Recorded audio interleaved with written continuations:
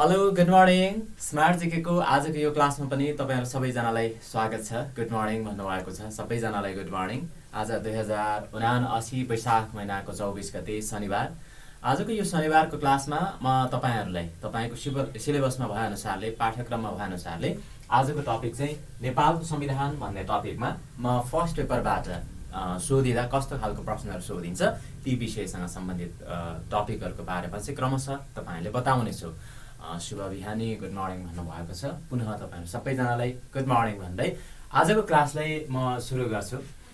सबैभन्दा पहिला नेपालको संविधान यसमा स्पष्टै अझ तोकिएको छ तपाईको सिलेबसमा तपाईले पढ्नु पर्ने भनेर त्यहाँनिर भाग 1 जसमा प्रारम्भिक भन्ने छ अर्थात प्रिलिमिनरी, अनि त्यसपछाडी भाग 2 मा सिटिजनसँग अर्थात नागरिकता सम्बन्धीका प्रावधानहरू रहेका छन् र त्यसपछाडी तेस्रोमा मौलिक हकहरू रहेका छन् अर्थात फन्डामेन्टल राइट्ससँग सम्बन्धित कुराहरू धारा 16 देखि 46 अनि त्यहाँबाट 47 र 48 मा चाहिँ नागरिक कर्तव्य प्लस अनि संवैधानिक उपचारसँग सम्बन्धित विषय रहेका छन्।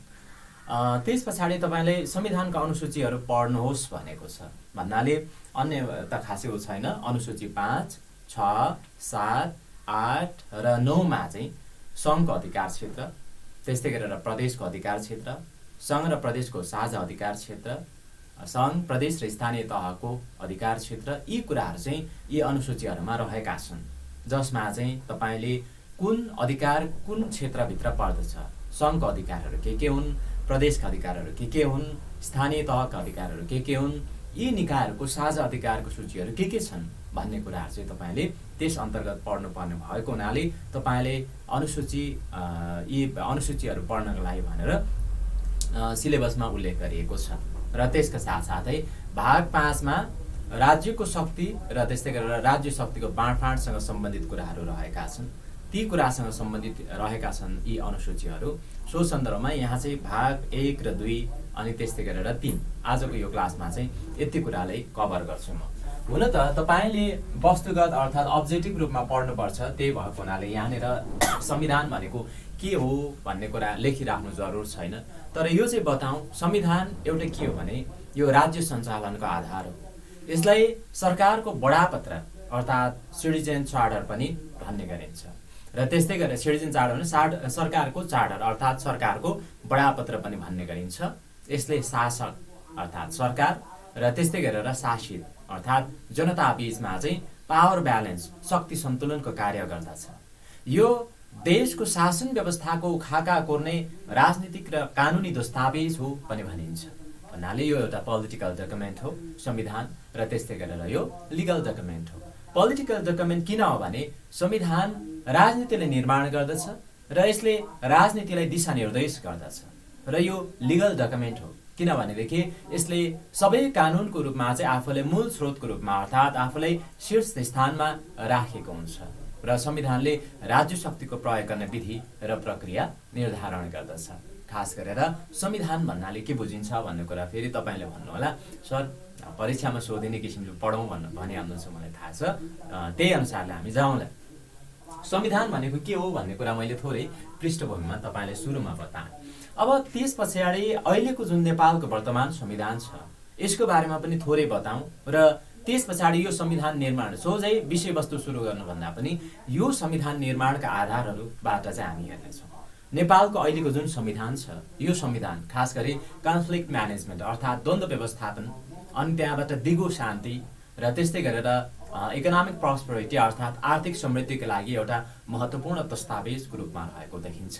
यो संविधान सभाबाट लेखिएको नेपालको सबैभन्दा पहिलो संविधान हो भने गणतन्त्र नेपालको दोस्रो संविधान हो। योभन्दा अगाडि गणतन्त्र नेपालको चाहिँ नेपालको अन्तरिम संविधान 2063 पहिलो संविधान हो र त्यस्तै गरेर नेपालको संविधान संवैधानिक तथा प्रजातान्त्रिक अभ्यासको एज अ डकुमेन्टको रूपमा दस्तावेजको रूपमा रहेको देखिन्छ।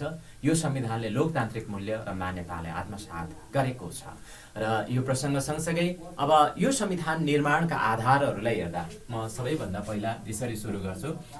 नेपालको संविधान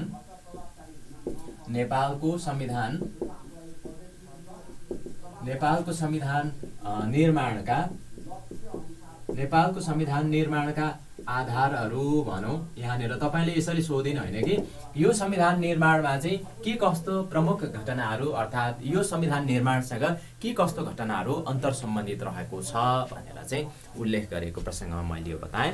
आरबिबीको लेभल 4 मा नेपालको संविधान आउँछ र भन्नुभएको छ। आरबिबी 4 कोमा चाहिँ खासै नेपालको संविधानै भनेर चाहिँ उल्लेख गरेको छैन, तर त्यहाँनिर सङ्घ, प्रदेश र स्थानीय तह अथवा यी तहहरूको बारेमा भनेर उल्लेख गरेको छ। यो तहहरू चाहिँ फेरि सिधै केसँग सम्बन्धित रहेको छ त भन्दा संविधानसँग नै सम्बन्धित रहेको छ भन्नाले नेपाललाई सङ्घ, प्रदेश र स्थानीय तह गरेर 3वटा तहहरूमा वर्गीकरण गरेको, जसले चाहिँ संविधानको अनुसूची 5, 6, 7, 8 र 9 मा भएअनुसारका अधिकारहरूको प्रयोग गर्न सक्ने हैन। अनि यो भाग 5 मा रहेको जुन राज्य शक्तिको बाँडफाँड छ त्योसँग सम्बन्धित रहेको हुनाले नेपालको संविधानसँग त्यो टपिक चाहिँ जोडिएको छ भनेर मैले तपाईलाई बताएँ। अनि त्यस पछाडि नेपालको संविधान निर्माणका आधारहरूमा 2062 मङ्सिर 7 गते 12 बुँदे राजनीतिक सहमति भएको थियो र त्यस्तै गरेर 2062 चैत 24 गतेको जनआन्दोलन 2 अर्थात् चैत 24 गतेबाट सुरु भयो। 2063 वैशाख 1 गते प्रतिनिधि अर्थात् पुनर्स्थापित प्रतिनिधि सभा पुनर्स्थापन भयो र त्यस पछाडिका अन्य घटनालाई चाहिँ मैले लेख्दै पनि बताऊँ। 2063 जेठ 4 गते यस्तै घटनाहरूमध्ये 2063 जेठ 4 गतेको प्रतिनिधि सभाको घोषणा, प्रतिनिधि सभाको घोषणा, यसलाई म्याग्ना कार्टा भनिन्छ भनेर पनि मैले अगाडि तपाईलाई बताएको छु। नेपालको म्याग्ना कार्टाको रूपमा पनि यसलाई लिइन्छ। 2063 जेठ 4 गते जुन 2063 वैशाख 11 गते पुनर्स्थापित प्रतिनिधि सभा थियो। प्रतिनिधि सभा पुनर्स्थापित भइसके पछाडि यसले 63कै जेठ 4 गते के गर्यो त भन्दा एउटा घोषणा गरेको थियो, जसले प्रतिनिधि सभा घोषणा भनिन्छ। र सो सन्दर्भमा चाहिँ यसरी 2063 जेठ 4 गते प्रतिनिधि सभाको घोषणा भयो। यो पनि नेपालको संविधानको महत्त्वपूर्ण आधारको रूपमा रहेको देखिन्छ। 2063 मङ्सिर 5 गते 2063 मङ्सिर 5 गते के गरियो त भन्दा विस्तृत शान्ति सम्झौता, तत्कालीन माओवादी विस्तृत शान्ति र त्यस्तै गरेर नेपाल सरकार बीच चाहिँ के भयो त भन्दा विस्तृत शान्ति सम्झौता सम्पन्न भयो। विस्तृत शान्ति सम्झौता पनि नेपालको संविधानको अर्थात् नेपालको संविधान निर्माणको एज अ आधारको रूपमा रहेको देखिन्छ। त्यस्तै गरेर 2063 माघ 1 गते के भयो? 2063 माघ 1 गते 2063 माघ 1 गते नेपालको अन्तरिम संविधान 2063 नेपालको अन्तरिम संविधान 2063 के गरियो त भन्दा जारी गरियो। 2063 नेपालको अन्तरिम संविधान 2063 जारी गरियो। यो पनि नेपालको संविधान वर्तमान संविधान निर्माणको आधारको रूपमा रहेको देखिन्छ। त्यस पछाडि 2064 चैत महिनाको कति गते? 28 गते के भयो त भन्दा पहिलो संविधान सभाको निर्वाचन सम्पन्न। पहिलो संविधान बनाउनका लागि पहिलो संविधान सभाको निर्वाचन सम्पन्न भयो। 2064 चैत महिनाको 28 गते भएको हो। र यस्तै घटनाहरूमध्ये 2064 चैत 28 गते चाहिँ पहिलो संविधान सभाको निर्वाचन सम्पन्न भयो भने 2069 जेठ 14 गते 2069 जेठ 14 गते के भयो? 2069 जेठ 14 गते यो पहिलो संविधान सभाले संविधान बनाउन सकेन। परिणामस्वरूप पहिलो संविधान सभाको विघटन भयो। पहिलो संविधान सभाको के भयो त भन्दा विघटन भयो। परिणामस्वरूप अर्थात् संविधान बनाउन सकेन। संविधान बनाउन नसकेपछि पहिलो संविधान सभाको चाहिँ विघटन कहिले भयो त भन्दा 2069 जेठ 14 गते विघटन भयो। त्यस पछाडि 2070 मङ्सिर 4 गते त तपाईलाई थाहै छ। 2070 मङ्सिर महिनाको कति गते? 4 गते। मङ्सिर महिनाको 4 गते के भयो त भन्दा दोस्रो संविधान सभाको निर्वाचन सम्पन्न भयो। दोस्रो संविधान सभाको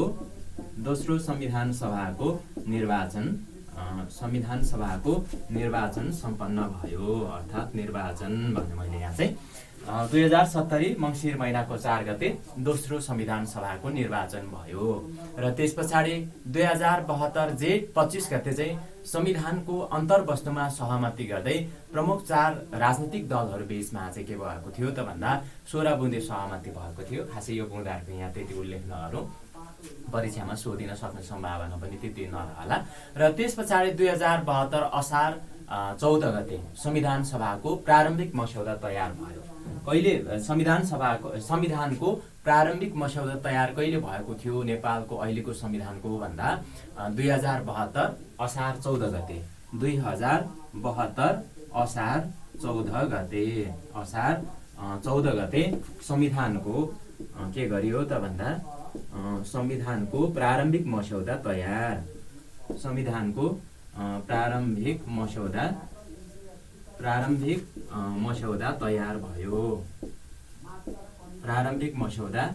भयो। यसको आधारले हेर्दा विगतले हेर्दा यसै 2072 असार 14 गते चाहिँ यो अहिलेको संविधानको प्रारम्भिक मस्यौदा तयार गरियो। त्यस पछाडि 2072 भदौ 4 गते के भयो त भन्दा 2072 को असार पछि भदौ कति गते त भन्दा 4 गते भदौ 4 गते चाहिँ के गरियो त भन्दा 7 प्रदेशको अहिलेको जुन 7वटा प्रदेश छ 7 प्रदेशको सीमाङ्कनमा दलहरूबीच सहमति भनौँ। सीमाङ्कनमा दलहरूबीच अहिलेको जुन 7वटा प्रदेश छ यो 7 प्रदेशको सीमाङ्कन सम्बन्धमा चाहिँ के भयो त भन्दा 2072 भदौ 4 गते चाहिँ 7 प्रदेशको सीमाङ्कनमा दलहरूबीच सहमति भएको हो। र यति भएपछि अब चाहिँ बिस्तारै संविधान बन्छ। विगतको घटनालाई हेर्दा यो संविधानको आधारले मैले माथिको चाहिँ मेटेँ, माथिको सायद लेखिसक्नु भयो होला। यसरी 2072 भदौ 4 गते आइपुग्दा चाहिँ 7 प्रदेशको सीमाङ्कनमा राजनीतिक दलहरू बीचमा सहमति कायम भयो। र त्यस पछाडि अब यहाँनिर नझुक्किनु होला, यो प्रारम्भिक मस्यौदा हो, सुरुको ड्राफ्ट हो यो संविधानको। अब चाहिँ विधेयक नै बन्छ भन्नाले संविधानको विधेयक जुन फाइनल तयार कहिले भयो त भन्दा 2072 भदौ 30 गते 2072 भदौ 30 गते 2072 भदौ 30 गते नेपालको अहिलेको संविधानको विधेयक चाहिँ के भयो त भन्दा संविधान सभाबाट 2/3 बहुमतले चाहिँ पारित भएको हो। संविधानको विधेयक नेपालको संविधानको विधेयक नेपालको संविधानको विधेयक चाहिँ के गरियो त भन्दा संविधान सभाबाट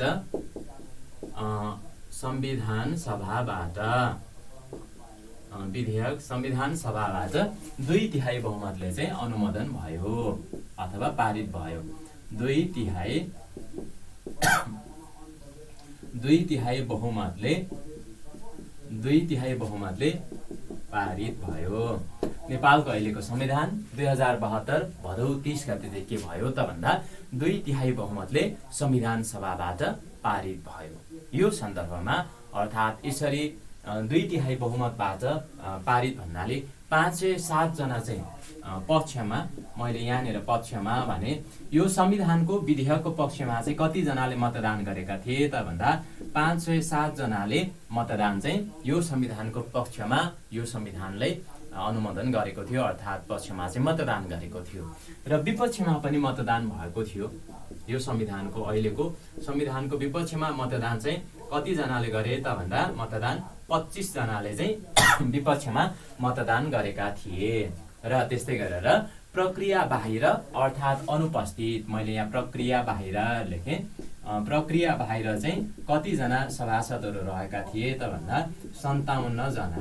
57 जना चाहिँ यसमा यो संविधानको विधेयकको मतदानमा चाहिँ प्रक्रिया बाहिर अर्थात् अनुपस्थित रहेका थिए। अनुपस्थित अर्थात् प्रक्रिया बाहिर मतदानमा भाग नै नलिएको। यसरी यो संविधानको आधारको रूपमा चाहिँ यस किसिमका घटनाहरू रहेका छन्। अनि त्यस पछाडि 2072 असोज 1 गते चाहिँ के गरियो त भन्दा संविधानको प्रमाणीकरण गरिएको थियो। 2072 असोज महिनाको 1 गते। असोज महिनाको 1 गते चाहिँ के गरियो त भन्दा यो संविधानको चाहिँ प्रमाणीकरण गरियो। मैले सिधै लेखेँ है, संविधानको प्रमाणीकरण भनेर। संविधानको भन्नाले यो नेपालको संविधान भनेर बुझ्नु होला। यो संविधानको चाहिँ के गरियो त भन्दा र्याटिफिकेसन अर्थात् प्रमाणीकरण गरियो। र त्यस्तै गरेर सोही दिन अर्थात् यही दिन जुन असोज 1 गते चाहिँ के गरियो त भन्दा यसमा 500 एकैछिन त कतिजना थियो यसमा हस्ताक्षर गर्ने चाहिँ सोही दिन 537 जना 537 जनाले चाहिँ यसमा हस्ताक्षर गरेका थिए। 537 जनाले हस्ताक्षर अर्थात् सिग्नेचर गरेका थिए सोही दिन अर्थात् 2072 असोज 1 गते 537 जना सभासदहरूले चाहिँ यसमा हस्ताक्षर गरेका थिए संविधानको प्रमाणीकरण गरिसकेपछि अर्थात् भइसकेपछि। र अब जारी चाहिँ कहिले भयो त भन्दा जारी चाहिँ 2072 असोज तपाईँलाई थाहै छ असोज 3 गते। असोज 3 गते चाहिँ के गरियो त भन्दा नेपालको संविधान जारी भयो। अब यहाँनिर कहिलेकाहीँ लोकसेवाले खेलिदिन्छ क्या, असोज 3 गते भनेर तपाईँ याद गर्नुहुन्छ पढ्नुहुन्छ। असोज 3 गते तदनुसारले चाहिँ इङ्ग्लिस डेट अनुसारले 2015 को सेप्टेम्बर 20 थियो। यो पनि याद गरिराख्नुहोस्। 2015 को सेप्टेम्बर 20 कहिलेकाहीँ सोधिएको छ यसरी विगतमा धेरै पटक। सेप्टेम्बर 20 2015 को सेप्टेम्बर 20 थियो। अझै पनि कसरी पनि सोधिएको छ भने कुन बारसम्म पनि सोधेको थियो, आइतबार परेको थियो। अब यति भएपछि त जसरी नै झुक्याउने अवस्था नरहला। यति कुरा बुझेपछि चाहिँ 2072 को यो असोज 3 गते असोज 3 गते भए जति जम्मै नेपालीहरूले थाहा छ भने पनि हुन्छ, सबैले थाहा नहोला तर धेरैले पढेका छन्। 2015 को सेप्टेम्बर 20 कमैले थाहा भएको हुन्छ र अझ आइतबारै परेको थियो भने चाहिँ अझ कमलाई थाहा हुन्छ। त्यसैले यति कुरा याद गर्यो भने यसबाट नझुक्याइएला तपाईँले। के भयो यो दिन? नेपालको संविधान जारी भयो। नेपालको संविधान जारी। नेपालको संविधान जारी। मैले अझै नै यहाँ यता छेउमा लेखेँ। नेपालको संविधान के भयो त भन्दा जारी भयो 2072 असोज 3 गते। तदनुसार 2015 को सेप्टेम्बर 20 अझै त्यसपछि पनि हेर्दा आइतबारको दिन चाहिँ के भएको थियो त भन्दा यो संविधान जारी भएको थियो। र नेपालको संविधान जारी भएको बेला प्रधानमन्त्री को थिए भनेर पनि सोधिन्छ है, सोधेको छ विगततिर। प्रधानमन्त्री चाहिँ सुशील कोइराला थिए। त्यतिखेर नेपाली काङ्ग्रेसका सभापति सुशील कोइराला चाहिँ प्रधानमन्त्री रहेका थिए। सुशील कोइराला प्रधानमन्त्री भएको बेला चाहिँ यो संविधान जारी गरिएको थियो अर्थात् भएको थियो। र मुख्य कुराहरू यी हुन् यो संविधानको आधारको रूपलाई हेर्दा। अब योभन्दा पछिका कुरालाई पनि बताउँ तपाईँलाई। नेपालको संविधान हालसम्म कति पटक संशोधन भएको छ भनेर पनि तपाईँले सोधिन सक्छ। त्यसरी सोधियो भने संशोधन अर्थात् एमेन्डमेन्ट हालसम्म यो नेपालको संविधानमा 2 पटक संशोधन भइसकेको छ। 2 टाइम्स 2 पटक चाहिँ यो संविधानमा अर्थात् नेपालको संविधानमा संशोधन भइसकेको छ। पहिलो संशोधन कहिले भयो त भन्दा यसमा मैले पहिलो दोस्रो भनेर लेख्छु यहाँनिर। पहिलो संशोधन चाहिँ यो नेपालको संविधानमा कहिले गरियो त भन्दा 2072 को माघ 9 गते गरिएको हो। 2072 माघ 9 गते पहिलो संशोधन भयो। अनि त्यस पछाडि दोस्रो संशोधन चाहिँ कहिले भयो त भन्दा 2077 जेठ महिनाको कति गते? 31 गते। 2077 जेठ महिनाको 31 गते। यसरी यो नेपालको संविधानमा 2 पटक संशोधन भएको छ। पहिलो संशोधन चाहिँ 2072 माघ 9 गते भएको थियो र दोस्रो संशोधन चाहिँ 2077 को जेठ 31 गते गरिएको थियो। पहिलो संशोधन यसको बारेमा थोरै तपाईलाई बताउँ। पहिलो संशोधन केमा गर्यो त भन्दा यो लागू चाहिँ 2072 को फागुन 16 गतेदेखि माघ 9 मा संशोधन गर्यो। अनि त्यस पछाडि फागुन 16 गतेदेखि लागू हुने गरी संशोधन भएको थियो, जसमा चाहिँ नेपालको संविधानमा राज्यका निकायमा समानुपातिक समावेशिताका आधारमा सहभागिता गराउने अनि त्यस पछाडि निर्वाचन क्षेत्र निर्धारण गर्ने कार्यमा चाहिँ जनसङ्ख्याको अनुपातले मुख्य आधार बनाउने भनेर यो किसिमको व्यवस्था चाहिँ यो पहिलो संशोधनले गरेको थियो। 2टा सम्झिनुहोस्, एउटा समानुपातिक समावेशिता भन्ने शब्द राख्यो यसले, र र त्यस पछाडि अर्को चाहिँ यो निर्वाचनको सन्दर्भमा निर्वाचन क्षेत्र निर्धारण गर्दा त्यसमा चाहिँ जनसङ्ख्याको अनुपात अर्थात् पपुलेसनको रेसियो कति छ त्यसलाई आधार मानेर चाहिँ निर्धारण गरिने भन्ने व्यवस्था यो पहिलो संशोधनले गर्यो। दोस्रो संशोधन त तपाईँले पनि याद गर्नुभएकै होला। दोस्रो संशोधनको सन्दर्भमा चुच्चे नक्सा भन्नाले यसमा चाहिँ यो 2077 जेठ 31 गते चाहिँ के गरियो त भन्दा नेपालको अनुसूची 3 मा चाहिँ नेपालको नक्सा कस्तो हुने भन्ने कुरा छ। हो यो नेपालको नक्सामा चाहिँ यो जुन निशान छाप छ यो निशान छापमा चाहिँ चुच्चे नक्सा राख्नको लागि भनेर 2077 जेठ 31 गते चाहिँ के गरियो त भन्दा यसमा चाहिँ उक्त नक्सालाई चाहिँ पारित गरियो र संशोधन गरियो। अर्थात् उसबाट चाहिँ संसदबाट चाहिँ जम्मै सर्वसम्मत रूपमा चाहिँ 258 जनाले चाहिँ यसको पक्षमा मतदान गरेका थिए नयाँ नक्सा। अनि सोही अनुसारले त्यसलाई चाहिँ के गरेको थियो त भन्दा उसमा चाहिँ निशान छाप चाहिँ संशोधन अर्थात् परिवर्तन गरेको थियो। र त्यस्तै गरेर उक्त निशान छाप यसरी संशोधन भइसके पछाडि राजपत्रमा चाहिँ कहिले प्रकाशित भयो त भन्दा 2077 को जेठ 31 मा यसरी उ भयो र त्यस पछाडि 2077 जेठ 9 गते 2077 को जेठ 31 गते उ भयो र त्यस पछाडि यसलाई चाहिँ नयाँ राजपत्रमा प्रकाशित गर्यो। र सोही अनुसारले यसरी संशोधनको कुरामा दुईवटा यो डेटहरू यसो याद गरिराख्नु होला। कहिलेकाहीँ फ्याक्ट सोधियो भने तपाईँले टिक लगाउन सक्ने गरी चाहिँ याद गरिराख्नुहोस्। ओके, त्यस पछाडि म तपाईँलाई के बताउँ भने अब यो संविधानको बारेमा तपाईँले टोटल्ली सबै कुरा पढ्नुपर्छ भन्ने नभएर यहाँनिर 3वटा भागहरू चाहिँ तपाईँले राम्रोसँग हेर्नुपर्छ बुझ्नुपर्छ भन्ने कुरा उल्लेख गरिएको छ। अब यसमा तपाईँले कहिलेकाहीँ सोधिहाल्न सक्छ कतिवटा भाग रहेका छन् भन्दा यो संविधानको मुख्य उसलाई हेर्दाखेरि यसमा 35वटा भागहरू रहेका छन् र त्यस्तै गरेर यसमा कतिवटा धारा रहेका छन् त भन्दा 308वटा धारा अर्थात् आर्टिकल्स रहेका छन् र त्यस पछाडि जम्मा अनुसूची 9 गरेर अर्थात् 9वटासम्म यसरी अनुसूची रहेका छन्।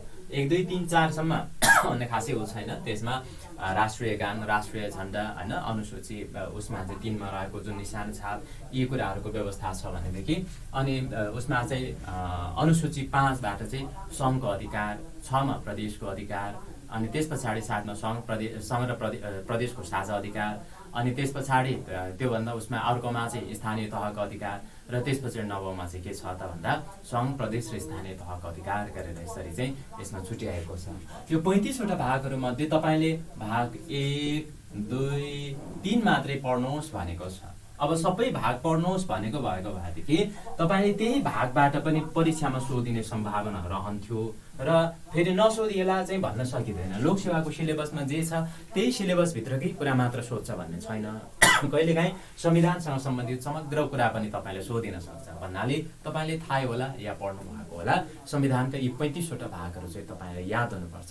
सुरुमा प्रारम्भिक छ, नागरिकता छ, तेस्रोमा मौलिक अधिकार अर्थात् फन्डामेन्टल राइट्ससँग सम्बन्धित कुरा छ, राज्यको निर्देशक सिद्धान्त नीति तथा दायित्व अनि त्यस्तै गरेर राज्यको संरचना र राज्य शक्तिको बाँडफाँड अनि त्यसपछि राष्ट्रपति र उपराष्ट्रपतिसँग सम्बन्धित व्यवस्था अनि त्यहाँबाट भाग 7 देखि भाग 10 सम्म चाहिँ के छ त भन्दा सङ्घीय र कार्यपालिका अनि त्यस पछाडि 8 मा व्यवस्थापिका छ, 9 मा अनि त्यस्तै गरेर व्यवस्थापन कार्यविधि छ भन्नाले लेजिस्लेटिभ प्रोसिजरसँग सम्बन्धित कुराहरू रहेका छन्। अनि त्यस्तै गरेर सङ्घीय आर्थिक प्रणाली एउटा सङ्घीय कोष रहने उक्त सङ्घीय कोषमा व्यय हुने व्यवहार हुने रकमहरू र त्यसबाट खर्च गर्ने प्रक्रिया जस्तो कुराहरू उल्लेख गरिएको छ। न्यायपालिका छ, त्यस्तै गरेर महान्यायाधिवक्तासँग सम्बन्धित व्यवस्था अर्थात् एटर्नी जेनरल अनि यसका साथसाथै त्यस पछाडि चाहिँ प्रदेश आउँछ, प्रदेश कार्यपालिका छ सबैभन्दा पहिला अनि त्यस पछाडि प्रदेश व्यवस्थापिका छ, एक सदनात्मक व्यवस्थापिका हुन्छ जसले प्रदेश सभा भनिन्छ र त्यस्तै गरेर अर्को प्रदेश व्यवस्थापन कार्यविधि छ। त्यस पछाडि अनि भाग 16 मा चाहिँ प्रदेशको आर्थिक कार्यप्रणाली स्टेट फाइनान्सियल प्रोसिजरसँग सम्बन्धित कुराहरू रहेका छन्। त्यस्तै गरेर भाग 17 बाट फेरि स्थानीय सुरु हुन्छ, स्थानीय कार्यपालिका छ अगाडि, त्यस पछाडि कार्यपालिका पछाडि भाग 18 मा व्यवस्थापिका अर्थात् स्थानीय व्यवस्थापिका छ, गाउँसभा, नगरसभा, जिल्ला सभा हैन यिनीहरू चाहिँ व्यवस्थापिका हुनु स्थानीय तहको र त्यस्तै गरेर भाग 19 मा स्थानीय कार्यपालिका रहेको छ अनि भाग 20 मा चाहिँ सङ्घ प्रदेश र स्थानीय तह बीचको अन्तर सम्बन्ध के कस्तो हुने भन्ने कुराहरू उल्लेख रहेका छन्। छन्। र त्यस्तै गरेर भाग 21मा चाहिँ अनि त्यहाँबाट संवैधानिक निकायहरू छ, जति पनि संवैधानिक निकायहरू छ ती कुराहरूको सुरु हुन्छ भनेपछि अख्तियार दुरुपयोग अनुसन्धान छ सबैभन्दा पहिला, अर्थात् commission for investigation of abuse of authority भनेर अख्तियार दुरुपयोग अनुसन्धान आयोग भनेर भाग 21मा छ। भाग 22मा महालेखा परीक्षकसँग सम्बन्धित कुरा रहेका छन्। भाग 23मा तपाईँले तयारी गर्दै हुनुहुन्छ परीक्षाको, सो सन्दर्भमा लोकसेवाले परीक्षा लिन्छ, लोकसेवाको व्यवस्था छ भाग 23मा। भाग 24मा त्यस्तै गरेर निर्वाचन आयोग, अहिले निर्वाचन हुँदैछ स्थानीय तहको निर्वाचन कतिमा पर्ने रहेछ, स्थानीय तहको मात्रै होइन निर्वाचनसँग सम्बन्धित सम्पूर्ण काम कारबाही गर्नको लागि निर्वाचन आयोगको व्यवस्था भाग 24मा छ। अनि त्यस पछाडि मानव अधिकारसँग सम्बन्धित घटनाहरूको वाच गर्नका लागि भाग 25मा राष्ट्रिय मानव अधिकार भनेर व्यवस्था गरिएको छ। अनि त्यस पछाडि भाग 26मा राष्ट्रिय प्राकृतिक स्रोत तथा वित्त आयोग भनेर चाहिँ यो सङ्घ, प्रदेश र स्थानीय तहले जुन प्राकृतिक स्रोत साधनहरूको रोयल्टी लगायतका अन्य व्यवस्थाहरूसँग सम्बन्धित रहेर चाहिँ एउटा आयोगको व्यवस्था गरेको छ भाग 26मा। यसरी चाहिँ 35वटा भागहरू रहेका छन् क्रमशः। ती 35वटा भागहरू पनि तपाईँले सर्ती याद चाहिँ गर्नुपर्छ र नेपालको संविधान पढ्दै गर्दा त्योभित्र कहाँ के छ भन्ने कुरा थाहा चाहिँ पाइराख्दा राम्रो। र तर तपाईँको सिलेबसमा भएअनुसारले तपाईँले भाग 1को कुरा पढ्नुहोस् भन्छ यसले। मैले यो कुरालाई यहाँनिर मेटेँ। अनि त्यसमा भाग 1मा सबैभन्दा पहिला भाग 1 भनेर मैले तपाईँले बताएँ यस अनुसारले सिलेबसमा उल्लेख भएअनुसार भाग 1मा चाहिँ के सम्बन्धीको व्यवस्था छ त भन्दा प्रारम्भिक भन्ने कुरा छ। प्रारम्भिक भाग 1मा प्रारम्भिक सम्बन्धीको व्यवस्था गरिएको छ भन्नाले प्रिलिमिनरी भनेर उल्लेख गरिएको छ। यसमा प्रिलिमिनरी भनेर भाग 1मा चाहिँ योसँग सम्बन्धित अर्थात् प्रिलिमिनरी अन्तर्गत धारा कति 1 देखि सुरु हुन्छ, 1 देखि 9 सम्म छ। धारा 1 देखि 9 सम्म। त्यसमा चाहिँ के छ त भन्दा संविधान मूल कानुनको रूपमा रहने, कन्स्टिट्युसन एज द फन्डामेन्टल ल। र धारा 2 मा के छ भन्दा सार्वभौम सत्ता र राजकीय सत्ता। सायदै तपाईँ अन्य उसमा चाहिँ अथवा अन्य फ्याकल्टीबाट आउनुभएको छ भने अलिकति यो संविधान र राजनीतिको शब्दहरूसँग अभ्यस्त हुन अलिकति टाइम लाग्छ। त्यो कुराहरूमा चाहिँ सोभरेनिटी अर्थात् सार्वभौम सत्ता, अनि त्यस्तै गरेर राजकीय सत्ता, अनि त्यस पछाडि राष्ट्रसँग सम्बन्धित कुराहरू, र त्यस्तै गरेर अनि राष्ट्र, नेपाल राज्य र राष्ट्रहितसँग सम्बन्धित राष्ट्रभाषा, सरकारी कामकाजको भाषा, राष्ट्रिय झन्डा, अनि त्यस्तै गरेर राष्ट्रिय गान भनेर 9 सम्म रहेको छ। सबै भाग याद गर्नुपर्छ र भन्नुभएको छ। खासै तपाईँलाई यहाँनिर मैले अगाडि पनि बताएँ 3वटा मात्रै भाग दिएको सन्दर्भमा सबै भाग याद गर्नुहोस् अथवा त्योभित्रको कुरा पढ्नुपर्छ भन्ने कुरा उल्लेख भएको नदेखिएको हुनाले सबै भाग उल्लेख गर्नु अर्थात् याद गर्नु, त्यति कण्ठ गर्नु जरुर चाहिँ देखिँदैन। तर मैले अगाडि भने नि सोधिँदैन भन्न सकिँदैन। लोकसेवाले हाम्रो सिलेबसमा त भाग 1, 2 र 3 मात्रै भनेर उल्लेख गरेको छ, किन सोधिएको भन्ने अवस्था पनि रहँदैन, सोधिदिन्छ कहिलेकाहीँ। हो, त्यो एक्सेप्सनल केसको सन्दर्भमा मात्रै मैले तपाईँलाई बताएको। यस्ता केसहरू धेरै छन् भन्नाले एक्सेप्सनल केसहरू मजाले यसपालि तपाईँले कतिको याद गर्नुभयो। र कस्तो पनि लिइन्थ्यो भनेदेखि जस्तै शिक्षक सेवा आयोगको इक्जाम, त्योभन्दा अगाडि जस्तै शिक्षक सेवा आयोगले नै लिने, अनि त्यहाँबाट त्यति गाह्रो नहुने, सजिलै हुन्थ्यो। लोकसेवामा निजामती सेवा लगायतका अन्य सेवातर्फ जसरी घोटेर पढ्नु पर्थ्यो फर्स्ट पेपरमा त्यति चाहिँ हुँदैन भन्ने खालको अवस्था थियो। तर अहिले लोकसेवाले ठ्याक्कै एउटै प्याटर्नमा चाहिँ ढालिदियो। शाखा अधिकृत, नायब सुपर, खरिदार, ब्याङ्किङ लगायतका अन्यतिर जसरी तयारी गर्दाखेरि फर्स्ट पेपरमा हामीले जिके आइक्यू अर्थात् जिकेसँग सम्बन्धित कुराहरू पढ्छौँ, त्यही फर्मेटमा नै ढालिदिएपछि लगभग पासको पर्सेन्टेज तपाईँले देख्नुभयो नि, एकदमै न्यून पर्सेन्टेज चाहिँ अनि त्यहाँबाट फर्स्ट पेपरमा पास भएको सन्दर्भमा चाहिँ योभन्दा अगाडि त्यसमा पनि केही प्रश्नहरू सोधिँदा कसरी सिलेबसमा एउटा छ तर ओभरअलमा कन्टेन्टबाट सोधिदियो, त्यस्तो खालको अवस्थाहरू हुन्छ। भन्नाले सिलेबसमा भाग 1, 2 दिन छ तर भाग 28मा के छ भनेर सोधिदियो, यस्तो किसिमको अवस्था नाउँला चाहिँ भन्न सकिँदैन। त्यसैले आफै होसियार भएर त्यो कुराहरूमा चाहिँ थप पढिराख्दा चाहिँ राम्रो, याद गरिराख्दा राम्रो मात्रै भने मैले। अब यस अन्तर्गत सबैभन्दा पहिला धारा 1 मा के सम्बन्धी व्यवस्था छ भन्ने कुरालाई हेर्ने हो भनेदेखि धारा 1 मा यो संविधान चाहिँ एज अ मेन उसको रूपमा चाहिँ मूल कानुनको रूपमा चाहिँ रहने, अर्थात् नेपालको संविधान चाहिँ मूल कानुनको रूपमा रहने, अर्थात् संविधानले नेपालको मूल कानुन मानेको भन्ने कुरा चाहिँ उल्लेख गरेको छ। नेपालको संविधानलाई मूल कानुनको रूपमा मान्ने व्यवस्था संविधानको धारा कतिमा रहेको छ भन्यो भने पहिलो धारामा नै रहेको छ। कन्स्टिट्युसन एज अ फन्डामेन्टल ल भनेर उल्लेख गरेको छ। र यसले के भन्छ भने यो संविधानसँग बाजिने कानुनहरू बाजिएको हदसम्म चाहिँ अमान्य हुने भन्ने व्यवस्था गरेको छ संविधानको। अनि यसबाट तपाईँले र कहिलेकाहीँ झुक्क्याएको चाहिँ यसमा यो धारा 1 मा के कुराले झुक्क्याएको छ त भन्दा यो धारा 1 को सन्दर्भमा चाहिँ संविधानको पालना गर्नु, संविधानको पालना गर्नु, संविधानको पालना गर्नु प्रत्येक व्यक्तिको कर्तव्य हो, व्यक्तिको या नागरिकको। यो दुईटामा झुक्याइरहेको हुन्छ। नागरिकको कर्तव्य हो, तपाईले दिएको भनाइ ठिक हो कि बेठिक हो भनेर सोध्छ। अनि त्यस पछाडि नेपालको संविधानको पालना गर्नु अथवा संविधानको पालना गर्नु प्रत्येक व्यक्तिको कर्तव्य हो, एउटा त्यो भयो। संविधानको पालना गर्नु प्रत्येक नागरिकको कर्तव्य हो भनेर यसरी छुट्याएर दिन्छ। अब तपाईले कन्फ्युज पार्छ यहाँनिर व्यक्तिको कर्तव्य हो कि नागरिकको कर्तव्य हो, यसमा चाहिँ कन्फ्युज बनाउँछ। यस्तो अवस्थामा चाहिँ यो चाहिँ धारा 1 मा नै उल्लेख रहेको छ। नेपालको संविधानसँग बाजिने कानुनहरू बाजिएको हदसम्म अमान्य अर्थात् बदल घोषित गरिने र संविधानको पालना गर्न चाहिँ प्रत्येक व्यक्तिको या नागरिकको कर्तव्य हुने भन्ने सन्दर्भमा प्रत्येक व्यक्तिको कर्तव्य हुन आउँछ। यसमा टिक लगाउनु होला। यसरी यो यस्तो खालको प्रश्न सोधियो भने चाहिँ यो धारा 1 बाट सोधिँदा तपाईले यो सोध्छ संविधानको पालना गर्नु चाहिँ प्रत्येक व्यक्तिको कर्तव्य हो।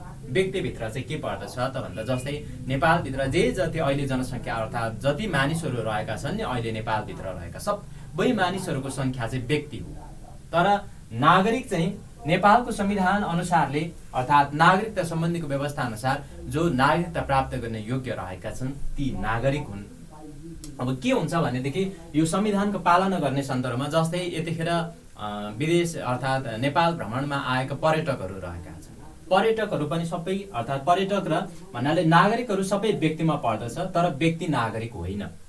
पर्यटकहरू नेपाल घुम्न आएका छन् विदेशी नागरिकहरू, उनीहरू व्यक्ति हुन्, उनीहरू नागरिक होइन, नेपालको हो। त्यही भएको कारणले गर्दा अब विदेशी पर्यटकहरू नेपाल घुम्न आएको छ भने तिनले नेपालको संविधान मान्ने कि नमान्ने, नेपालको संविधान अनुसारले तिनी घुम्ने कि नघुम्ने हो। त्यो सन्दर्भमा सबै व्यक्ति चाहिँ के हुन्छ त भन्दा उसको अधीनमा भइहाल्छ। अर्थात् नागरिकता संविधान अनुसार चल्ने, संविधान अनुसारको भइ नै हाल्यो।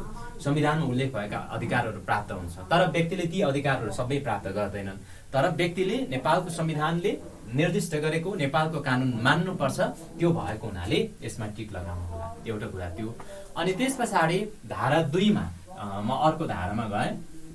धारा 2 मा चाहिँ के सम्बन्धी व्यवस्था छ त भन्दा धारा 2 मा चाहिँ सार्वभौम सत्ता र राजकीय सत्ता।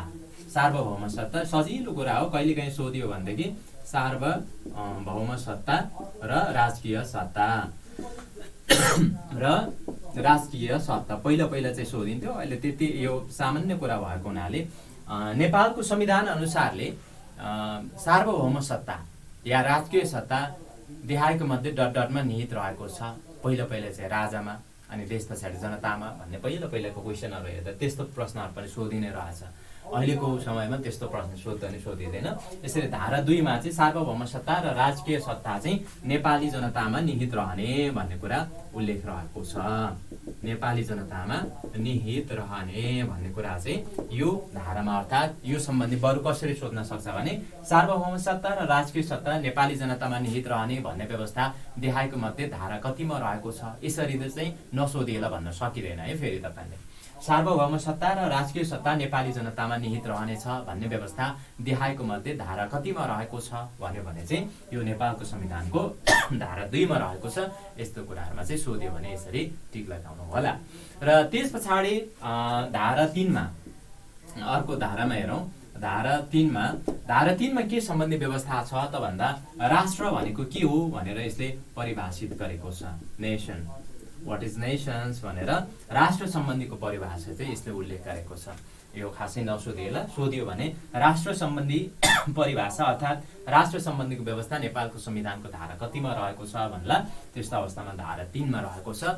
बहुजातीय, बहुभाषिक, बहुधार्मिक, बहुसांस्कृतिक विशेषतायुक्त भौगोलिक विविधतामा रहेका समान आकांक्षा र नेपालको राष्ट्रिय स्वतन्त्रता, भौगोलिक अखण्डता, त्यस्तै राष्ट्रिय हित तथा समृद्धिप्रति आस्थावान रही एकताको सूत्रमा आबद्ध सम्पूर्ण नेपाली जनतामा समष्टिमा राष्ट्र हो भनेर यसरी धारा 3 ले यो कुरा बताउँछ तपाईलाई।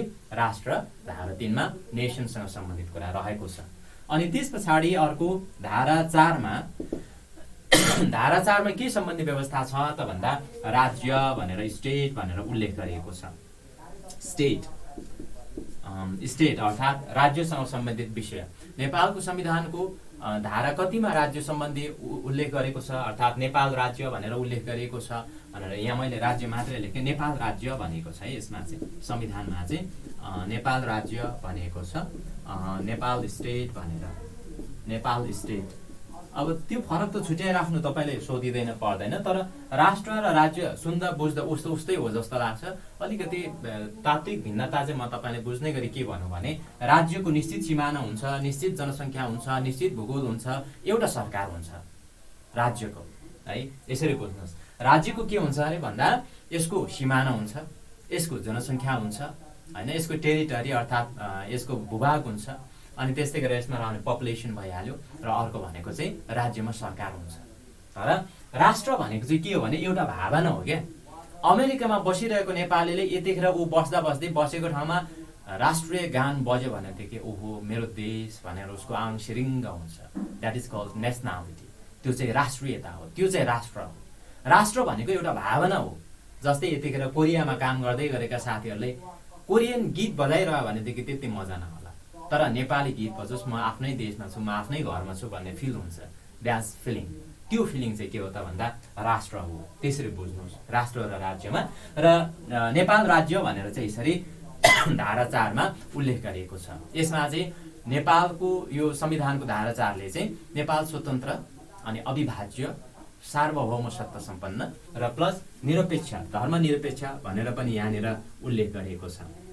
धर्मनिरपेक्ष भनेर पनि उल्लेख गरेको छ भन्नाले सेक्युलर स्टेट भनेको यो धर्मनिरपेक्ष भन्नाले नेपाल चाहिँ धर्मनिरपेक्ष अनि समावेशी, लोकतन्त्रात्मक, समाजवाद उन्मुख, संघीय, लोकतान्त्रिक, गणतन्त्रात्मक राज्य हो भनेर यसरी नेपाल राज्यको बारेमा बताउँछ। अर्थात् नेपाल चाहिँ कस्तो हुने त भन्दा यो एउटा स्वतन्त्र र अविभाज्य हुनेछ, अखण्डित हुनेछ भन्ने कुरा हो। र त्यस्तै गरेर अर्को चाहिँ सार्वभौम सत्ता सम्पन्न। नेपाल सार्वभौम सत्ता सम्पन्न मुलुक हो। सार्वभौम सत्ता निहित रहेन भनेदेखि त्यो मुलुकको अस्तित्व रहँदैन हैन। सोभरेनिटी छैन भनेदेखि त्यो मुलुकको रिकग्निसन नै हुँदैन, मान्यता नै हुँदैन एज अ राज्यको रूपमा भने। त्यस्तै गरेर नेपाल चाहिँ यसरी सार्वभौम सत्ता सम्पन्न हो भन्नाले 193 वटा मुलुकहरू जुन संयुक्त राष्ट्र सङ्घमा आबद्ध छन् हैन, ती मुलुकहरू मध्येका नेपाल पनि एक हुन्।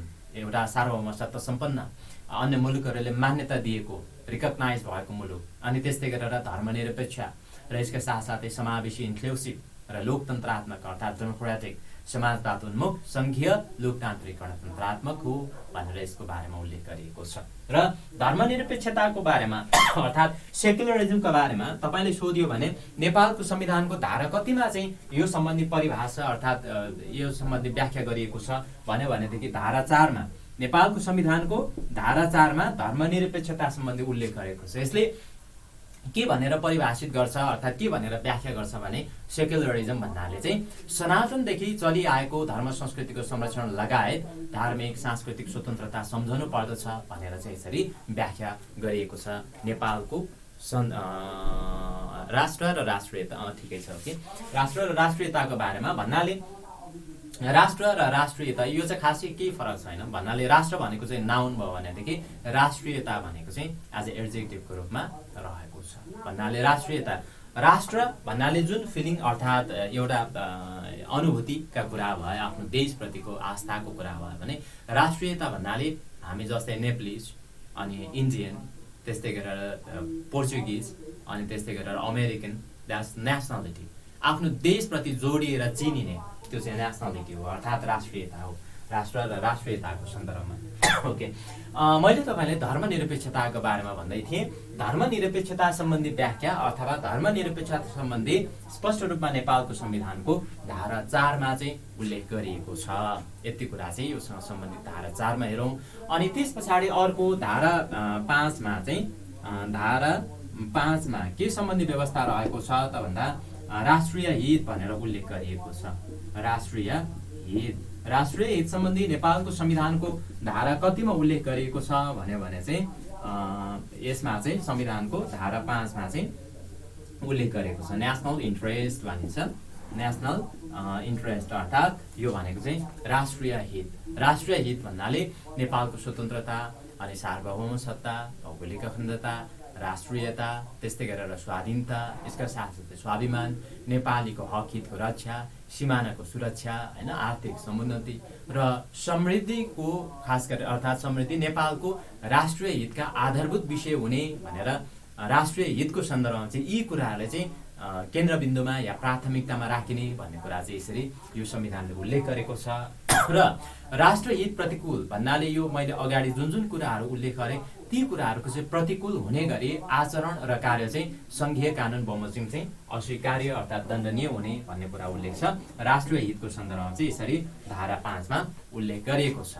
र धारा 6 मा चाहिँ तपाईँले राष्ट्रभाषा भनेर उल्लेख गरिएको छ। धारा 6 मा चाहिँ के भनिएको छ त भन्दा राष्ट्रभाषा भनेर उल्लेख गरिएको छ। राष्ट्रभाषाको सन्दर्भमा अर्थात् ल्याङ्ग्वेजेस अफ द नेसन भनेर उल्लेख छ। यसमा चाहिँ नेपालमा बोलिने सबै मातृभाषाहरूलाई राष्ट्रभाषा या राष्ट्रिय भाषा भनेर यहाँनिर झुक्क्याइन्छ। तपाईँले नेपालमा बोलिने सबै मातृभाषाहरूलाई तल देखिन्छ पुग्छ होला झन्डै। यसमा चाहिँ झुक्क्याउने चाहिँ के छ भने नेपालमा बोलिने सबै मातृभाषाहरू लेख्नुहोस् त। नेपालमा बोलिने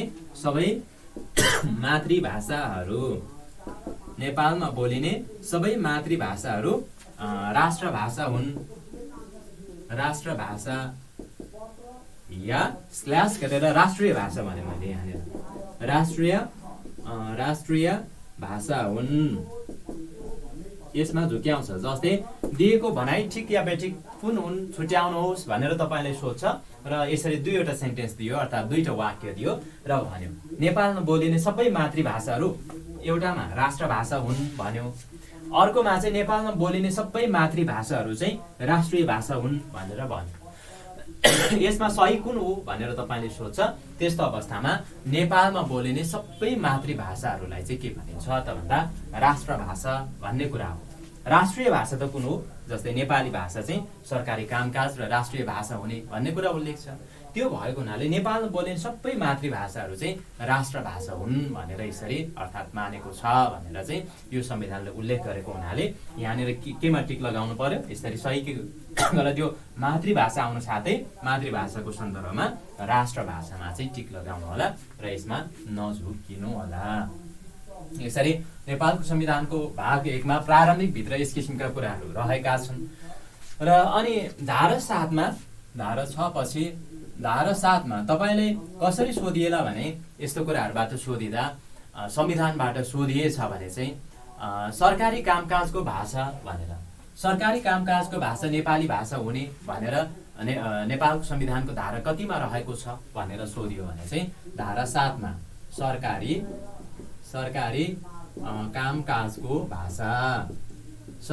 कामकाजको भाषा सम्बन्धी व्यवस्था नेपालको संविधानको धारा कतिमा रहेको छ भन्यो भने धारा 7 मा सरकारी कामकाजको भाषाको रूपमा अफिसियल ल्याङ्ग्वेजको रूपमा नेपाली भाषा रहने भन्ने व्यवस्था चाहिँ यो धारा 7 ले गरेको छ। र अझै यसबाट यो धाराबाट तपाईले के कुरामा झुक्क्याएर सोध्न सक्छ भनेदेखि त्यति झुक्किने कुरा त हैन, तपाईले छुट्याउन सकिहाल्नुहुन्छ। विभिन्न लिपिहरू छन्, जस्तै विभिन्न जातिको आफ्नै लिपि छ हैन, ती लिपिहरूको सन्दर्भमा जस्तै रञ्जना लिपि, देवनागरी लिपि भनेर दिएर चाहिँ तपाईले नेपाली भाषालाई नेपालको सरकारी कामकाजको भाषा यसले मानेको छ। र त्यस्तै गरेर कुन लिपि भनेर तपाईले सोधियो भने चाहिँ अथवा नेपाली भाषा कुन लिपिमा लेखिने भन्ने कुरा सोधियो भने चाहिँ देवनागरी लिपि। यसलाई चाहिँ यो लिपिहरू विभिन्न 4-5 वटा लिपिहरू दिएर तपाईले चाहिँ यहाँनिर झुक्याइयो भने पनि नेपाली भाषा सरकारी कामकाजको भाषा हुने र जुन चाहिँ देवनागरी लिपिमा लेखिने भनेर यो संविधानले स्पष्ट रूपमा यो धारामा अर्थात् धारा 7 मा सो सम्बन्धीको व्यवस्था गरिएको छ। र यसका साथसाथै अर्थात् सरकारी कामकाजको भाषा भनेर धारा 7 मा उल्लेख गरेको प्रसङ्ग सँगसँगै यसमा प्रदेशमा चाहिँ खास गरेर नेपाली भाषाको अतिरिक्त प्रदेशभित्र बहुसंख्यक जनताले बोल्ने एक वा एक भन्दा बढी भाषालाई चाहिँ कानुन बमोजिम प्रदेशको सरकारी कामकाजको भाषा निर्धारण गर्न सकिने भन्ने व्यवस्था पनि यस अन्तर्गत रहेको छ। र त्यस पछाडि नेपालको संविधानको धारा कतिमा राष्ट्रिय झण्डा सम्बन्धी व्यवस्था रहेको छ भनेर सोधियो भने धारा 8 मा चाहिँ नेपालको राष्ट्रिय झण्डा सम्बन्धीको व्यवस्था गरिएको छ। नेपालको राष्ट्रिय झण्डा कस्तो रहने हैन त्यसमा चाहिँ अनुसूची कतिमा उल्लेख भए अनुसार अर्थात् अनुसूची 1 मा चाहिँ नेपालको राष्ट्रिय झण्डा भनेर सोसँग सम्बन्धित कुराहरू उल्लेख छ र धारा 8 मा चाहिँ नेपालको राष्ट्रिय झण्डासँग सम्बन्धित कुरा उल्लेख छ। नेपालको राष्ट्रिय झण्डा जसमा चाहिँ झण्डा बनाउने तरिका र त्यस सम्बन्धीका अन्य विवरणहरू चाहिँ शेड्युल 1 अर्थात् अनुसूची 1 मा उल्लेख भएको बमोजिम हुने राष्ट्रिय झण्डा त्यस्तो आकृतिको हुने भन्ने कुरा उल्लेख छ। र त्यस्तै गरेर यो भाग 1 मा चाहिँ धारा 9 सम्म रहेको छ। धारा 9 मा नेपालको राष्ट्रिय गान कुन हुन् हैन त्योसँग सम्बन्धित कुरा अर्थात् राष्ट्रिय गानसँग सम्बन्धित प्रसङ्गमा चाहिँ तपाईले अनुसूची कति हेर्नु होला भन्दा अनुसूची 2 हेर्नु होला। अनुसूची 2 मा चाहिँ यो सम्बन्धी अर्थात् यो राष्ट्रिय गान जुन सयौं थुङ्ग फुलका हामी यो रहने भन्ने कुरा चाहिँ यसमा उल्लेख गरिएको छ र कहिलेकाहीँ सोधिरहेको हुन्छ त्यो जसले पनि मिलाउन सकिने कुरा हो। व्याकुल माइला उनी चाहिँ के हुन् त भन्दा यो राष्ट्रिय गानका रचयिताकार अर्थात् रचनाकार र अन्य संगीतकार गीत गायनको कुराहरू कहिलेकाहीँ त्यस्तो कुराहरूबाट पनि सोधिरहेको देखिन्छ। त्यसरी याद गर्नुहोला। भाग 1 को सन्दर्भमा साथीहरू मैले यति बताएँ लेख्दै हुनुहुन्थ्यो कि धारा 9 मा चाहिँ राष्ट्रिय गान छ अनुसूची 2 मा उल्लेख रहेको छ योसँग सम्बन्धित कुरा र त्यस्तै गरेर धारा 8 मा चाहिँ राष्ट्रिय झण्डा भनेर त्योसँग सम्बन्धित कुराहरू उल्लेख रहेका छन्। हो कि पहिलो पार्ट अर्थात् भाग 1 सँग सम्बन्धित कुराहरूको बारेमा चाहिँ यति कुरा रहेका छन्। अनि त्यस पछाडि दोस्रो भागको बारेमा बताउँछु म तपाईलाई। त्यस पछाडि दोस्रो भागमा चाहिँ अर्थात् भाग 2 भनेर भाग 2 मा चाहिँ केसँग सम्बन्धित कुराहरू रहेका छन् त भन्दा नागरिकता भनेर नागरिकतासँग सम्बन्धित कुराहरू चाहिँ उल्लेख गरिएको छ। सिटिजनशिप भनेर नागरिकतासँग सम्बन्धित कुराहरू भाग 2 मा उल्लेख रहेका छन्। भाग 2 मा चाहिँ नागरिकता अर्थात् सिटिजनशिपसँग सम्बन्धित कुराहरू छन्। भाग 2 मा धारा अब 9 सम्म अहिले हामीले हेर्यौं। धारा 10 देखि कतिसम्म छ त भन्दा धारा 16 सम्म छ यसमा जसमा चाहिँ केसँग सम्बन्धित कुराहरू छन् भन्दा नागरिकताबाट डिप्राइभ अर्थात् वञ्चित नगरिने कुरा, कस्तो अवस्थामा नेपाली नागरिक ठहर हुने, अनि त्यस पछाडि नागरिकता प्रदानका आधार जस्तै वंशीय आधार र साथसाथै लैङ्गिक पहिचान सहितको नागरिकता दिने भन्नाले जेन्डर आइडेन्टिफिकेसन सहितको चाहिँ नागरिकता दिने भन्ने कुरा पनि यसमा उल्लेख छ। र साथसाथै अर्को चाहिँ यसले यो संविधानले गरेका विभिन्न व्यवस्था अब तपाईलाई देशमा खासै विषयता लेख्ने अब त्यो पर्दैन विषयगततर्फ त्यो विषयसँग सम्बन्धित कुराहरूमा चाहिँ आउँछ। र सबैभन्दा नयाँ व्यवस्था चाहिँ यो संविधानले गरेको भनेको NRN भनिन्छ नन रेसिडेन्सियल नेप्लिज अर्थात् गैर आवासीय नेपाली नागरिकहरूलाई पनि यो संविधान अनुसारले चाहिँ केही सीमित अधिकार प्रयोग गर्न सक्ने गरी नागरिकता प्रदान गर्न सकिने भन्ने व्यवस्था छ।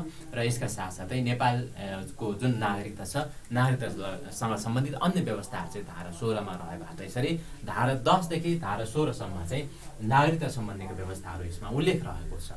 र थोरै नागरिकताको बारेमा मैले तपाईलाई पृष्ठभूमिगत कुरा पनि बताऊँ। नागरिकता अर्थात् सिटिजनशिप भन्नाले एउटा के हो भनेदेखि राजनीतिक समुदायको सदस्यता हो र राज्यभित्र अगाडि मैले जुन स्टेटसँग सम्बन्धित कुरा बताएँ राज्यभित्र प्राप्त हुने सम्पूर्ण वैयक्तिक अर्थात् व्यक्तिगत एवं पोलिटिकल राइट्स अर्थात् राजनीतिक अधिकार प्राप्त व्यक्ति नै नागरिक हो भन्न सकिन्छ। र नेपालमा नागरिकताको थालनी 2009 देखि हुँदै आएको हो र त्यस यता चाहिँ अर्थात् 2009 मा चाहिँ नागरिकता ऐन आएको थियो। उक्त ऐन यता चाहिँ नागरिकतासँग सम्बन्धित कुराहरू रहेको देखिन्छ। र त्यस पछाडि धारा 10 बाट नै सुरु गरौँ। धारा 10 भनेर मैले यहाँनिर बताएँ। धारा 10 मा के भनिएको छ त भन्दा अथवा तपाईले सोध्यो भने नागरिकताबाट वञ्चित नगरिने व्यवस्था धारा कतिमा रहेको छ भनेर सोधियो भने यो धारा 10 मा रहेको छ नागरिकताबाट वञ्चित नगरिने। नेपालको संविधानमा नागरिकताबाट वञ्चित नगरिने भन्ने व्यवस्था धारा कतिमा रहेको छ भन्यो भने धारा 10 मा रहेको छ। Not to be deprived of citizenship भनेर कुनै पनि नागरिकलाई नागरिकता प्राप्त गर्ने हकबाट चाहिँ वञ्चित गरिने छैन भन्ने कुरा यसमा उल्लेख छ। र त्यस्तै गरेर प्रदेशको पहिचान सहितको एकल सङ्घीय नागरिकताको व्यवस्था यो संविधानले गरेको छ र सो अनुसार हुने भन्ने कुरा चाहिँ यसरी धारा 10 मा उल्लेख रहेको छ।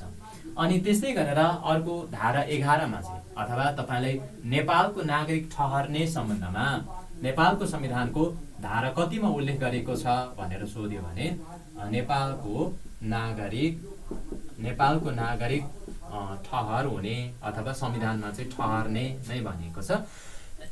नेपालको संविधानमा नेपालको नागरिक ठहर्ने अर्थात् ठहर हुने भन्ने विषयमा नेपालको संविधानको धारा कतिमा उल्लेख गरिएको छ त भन्दा यो धारा 11 मा उल्लेख छ to be citizens of Nepal भनेर।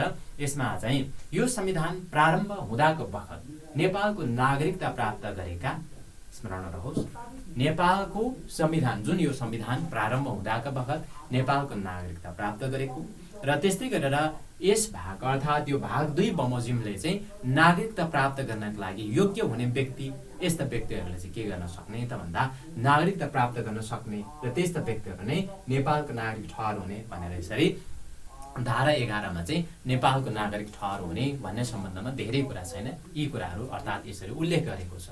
र यस अन्तर्गत अन्य विभिन्न व्यवस्थाहरू छन् भन्नाले वंशजको आधारमा नागरिकता प्राप्त हुने भन्नाले कस्तो अवस्थामा चाहिँ वंशजको आधारमा नागरिकता प्राप्त हुने त भन्दा खास गरी संविधान प्रारम्भ हुनु अघि वंशजको आधारमा चाहिँ यदि भन्नाले यो नेपालको संविधान 2072 असोज 3 गते प्रारम्भ हुनुभन्दा अगाडि जो कसैले यदि वंशजको आधारमा नागरिकता प्राप्त गरेको रहेछ भने त्यस्तो व्यक्ति चाहिँ नागरिक ठहर हुने भन्ने व्यवस्था चाहिँ यसमा गरिएको छ।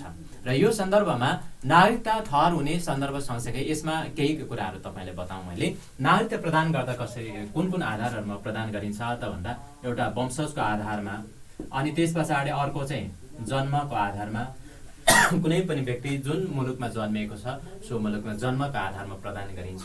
अनि त्यस्तै गरेर अङ्गीकृत नागरिकता प्रदान गरिन्छ। अर्को विवाह भएर गयो या आयो हैन त्यस्तो अवस्थामा प्रदान गरिने नागरिक चाहिँ अङ्गीकृत नागरिकता हो। वंशजको नागरिकता, वंशज भन्नाले के बुझिन्छ भने डिसेन्ट भनिन्छ, बर्थ भइहाल्यो जन्म, र अङ्गीकृत भनेको चाहिँ नेचुरलाइज्ड भनिन्छ यसलाई।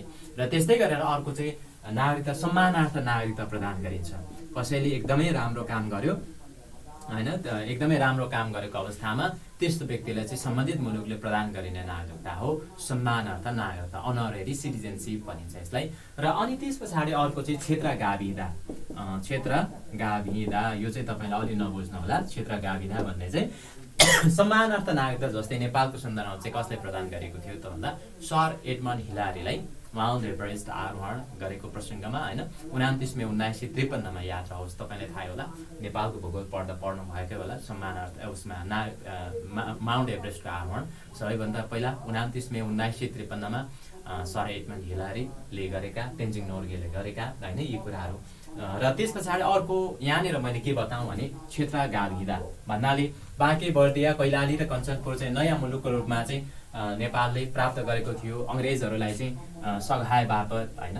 सो सन्दर्भमा यसरी क्षेत्र गाभिदा अर्थात् उक्त क्षेत्र प्राप्त हुँदा उक्त क्षेत्रमा बसोबास गर्ने नेपाली नागरिकहरू चाहिँ त्यस अवस्थामा अर्थात् त्यस्तो अवस्थामा नागरिकता प्रदान गरिने जुन क्षेत्र गाभिदाको नागरिकता हो। यहाँनिर यसरी संविधान अहिलेको यो म यहाँ भाग 2 मा नै फर्केँ नेपालको नागरिक ठहर हुने भन्ने सन्दर्भमा चाहिँ कस्तो अवस्थामा त भन्दा यो संविधान जारी हुनुभन्दा अगाडि वंशजको आधारमा नागरिकता प्राप्त गरेको रहेछ भने वंशजकै आधारमा अर्थात् नेपाली नागरिक नै ठहर हुने। त्यस्तै गरेर त्यस पछाडि कुनै व्यक्ति जन्म हुँदाको बखत कुनै पनि व्यक्ति जन्मियो र जन्मिएको अवस्थामा चाहिँ निजको बाबु वा आमा चाहिँ नेपालको नागरिक रहेछ भने पनि त्यस्तो अवस्थामा चाहिँ निज चाहिँ के हुने त भन्दा निजले वंशजको आधारमा नागरिकता प्राप्त हुने। मैले यहाँनिर 3-4 वटा बताए अनुसारले पहिला वंशजको बारेमा बताउँछु है। वंशजको आधारमा चाहिँ यो संविधान प्रारम्भ हुनुभन्दा अगाडि यसको खालि यो चाहिँ बुझी मात्रै राख्नुहोस्, कहिलेकाहीँ यही विषयसँग घुमाइफिराइ सोध्यो भने मात्रै, नभए त्यति धेरै सोधिने चाहिँ खासै छैन हैन। त्यही भएको हुनाले मैले खास गरी सरसर्ती तपाईँले बताएँ। लिपु लेकमा भन्नुभएको छ, ठिकै छ। लिपु लेकको त अहिले दाजुलाई लिपु लेकको आफ्नो समस्या छँदैछ, समाधान भइसकेको छैन। यदि त्यो नेपालको भूभाग नेपालकै भएको अवस्थामा, हुन त पहिला पनि नेपालकै सन्दर्भमा निर्वाचन पनि भएको कुराहरू त्यो आफ्नो ठाउँमा छ होइन। ओके, मैले वंशजको आधारमा भन्दैछु। कुनै पनि व्यक्ति नेपालको सरहदभित्र जन्म हुँदा यदि निजको आमा या बाबु चाहिँ अथवा आमा वा बाबु चाहिँ के रहेछ त भन्दा नेपालको नागरिक भएको रहेछ भने चाहिँ त्यस्तो अवस्थामा पनि वंशजको आधारमा नेपालको नागरिकता प्राप्त गर्न सक्ने भन्ने कुरा उल्लेख छ। र त्यस पछाडि जस्तै कस्तो अवस्था भने यो संविधान प्रारम्भ हुनुभन्दा अघि जन्मको आधारमा नागरिकता प्राप्त गरेको रहेछ र त्यस्तै गरेर यसरी नागरिकता प्राप्त गरेको नागरिकको सन्तानले चाहिँ बाबु र आमा नेपालको नागरिक रहेछन् भने त्यस्तो अवस्थामा पनि निज चाहिँ के हुने त भन्दा बालिग भइसके पछाडि अर्थात् नागरिकता प्राप्त योग्य भइसके पछाडि चाहिँ वंशजको आधारमा नागरिकता प्राप्त गर्न सक्छ। र जस्तै कुनै पनि बच्चा नेपाल सरहदभित्र अर्थात् नेपालभित्र फेला पर्यो तर निजको पितृत्व या मातृत्व अर्थात् बुबा वा आमा पत्ता लागेन या ठेगाना चाहिँ पत्ता नलागेको अवस्था छ भने चाहिँ त्यस्तो अवस्थामा पनि निजको आमा बाबु फेला नपरेसम्म चाहिँ वंशजको आधारमा नागरिकता दिन सकिने भन्ने जस्ता कुराहरू चाहिँ उल्लेख रहेका छन्। र यसको सन्दर्भमा नागरिकताको सन्दर्भमा यी कुराहरू छन्, खासै त्यति अन्य कुराहरू छैन। र त्यस्तै गरेर अर्को चाहिँ नेपाली नागरिकसँग वैवाहिक सम्बन्ध कायम गरेर कुनै पनि विदेशी महिला आइन् भनेदेखि त्यस्तो अवस्थामा चाहिँ निजले चाहेमा कस्तो नागरिकता दिन सकिन्छ भनेर सोध्यो भने अङ्गीकृत नागरिकता दिन सकिन्छ। एकचोटि बुझ्नुहोस्, जस्तै कुनै पनि नेपाली नागरिकसँग वैवाहिक सम्बन्ध कायम गरेकी विदेशी महिलाले चाहेमा सङ्घीय कानुन बमोजिम कुन नागरिकता दिन सकिन्छ भन्यो भने त्यस्तो अवस्थामा अङ्गीकृत नागरिकता दिन सकिन्छ। एउटा त्यो भयो। अनि त्यस्तै गरेर फेरि यदि कुनै पनि विदेशी नागरिकसँग विवाह गरेकी नेपाली महिला नागरिकबाट चाहिँ जन्मिएको व्यक्तिको हकमा, बुझ्नुहोस् है, कुनै पनि विदेशी नागरिकसँग विवाह गरेकी नेपाली महिला नागरिकबाट जन्मिएको व्यक्तिको हकमा, जन्मिएको बच्चाको हकमा निज नेपालमा नै स्थायी रूपमा नै, फेरि याद राख्नुहोस्, स्थायी रूपमा नै बसोबास गरेको हुनुपर्छ। स्थायी रूपमा नै बसोबास गरेको तर निजले चाहिँ विदेशी मुलुकको नागरिकता प्राप्त गरेको रहेनछ भने त्यस्तो अवस्थामा चाहिँ के गर्न सकिन्छ त भन्दा उक्त बच्चालाई चाहिँ निज नाबालिग भइसके पछाडि अङ्गीकृत नागरिकता प्रदान गर्न सकिन्छ। यस्तो व्यवस्था यो नेपालको संविधानले गरेको छ नागरिकताको सन्दर्भमा अर्थात् नागरिकता प्रदानसँग सम्बन्धित विषयहरूको सन्दर्भमा। यो नेपालको नागरिक ठहर हुने भन्ने विषयमा चाहिँ यस किसिमको व्यवस्था छ। ओके, त्यस पछाडि धारा 12मा नेपालको संविधानको धारा 12मा चाहिँ वंशीय आधार तथा लैङ्गिक पहिचान सहितको नागरिकता प्रदान गर्न सकिने भन्ने कुरा उल्लेख गरेको छ। वंशीय आधार र लैङ्गिक पहिचान सहित वंशीय आधार र त्यस्तै गरेर लैङ्गिक पहिचान सहित चाहिँ के गर्न सकिने त भन्दा पहिचान सहितको नागरिकता भनेर उल्लेख छ।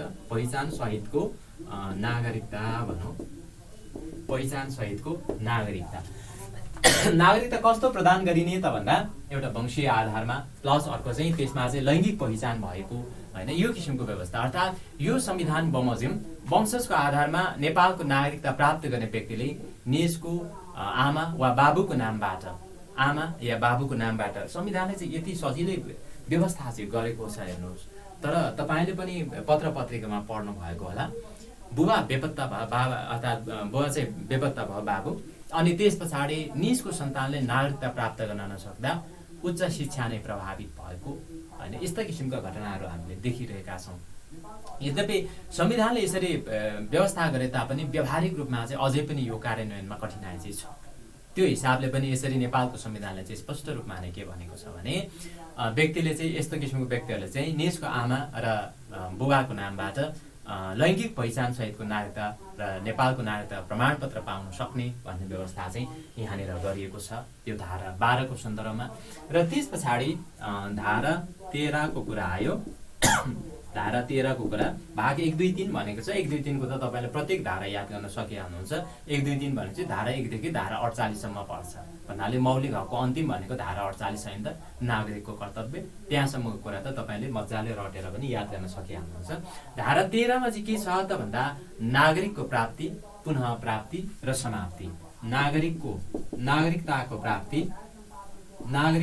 प्राप्ति अनि त्यस पछाडि जस्तै हरायो नासियो पुनः प्राप्ति गर्नु पर्यो, पुनः प्राप्ति।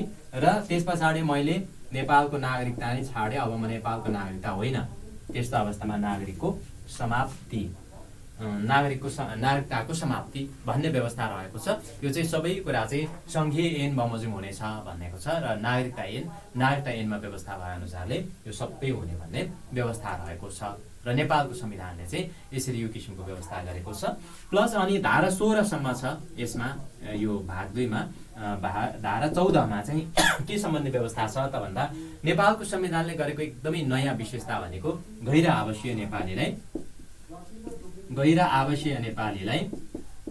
आवासीय नन रेसिडेन्सियल नेप्लिज अर्थात् गैर आवासीय नेपालीलाई पनि के गर्न सक्ने त भन्दा गैर आवासीय नेपालीलाई पनि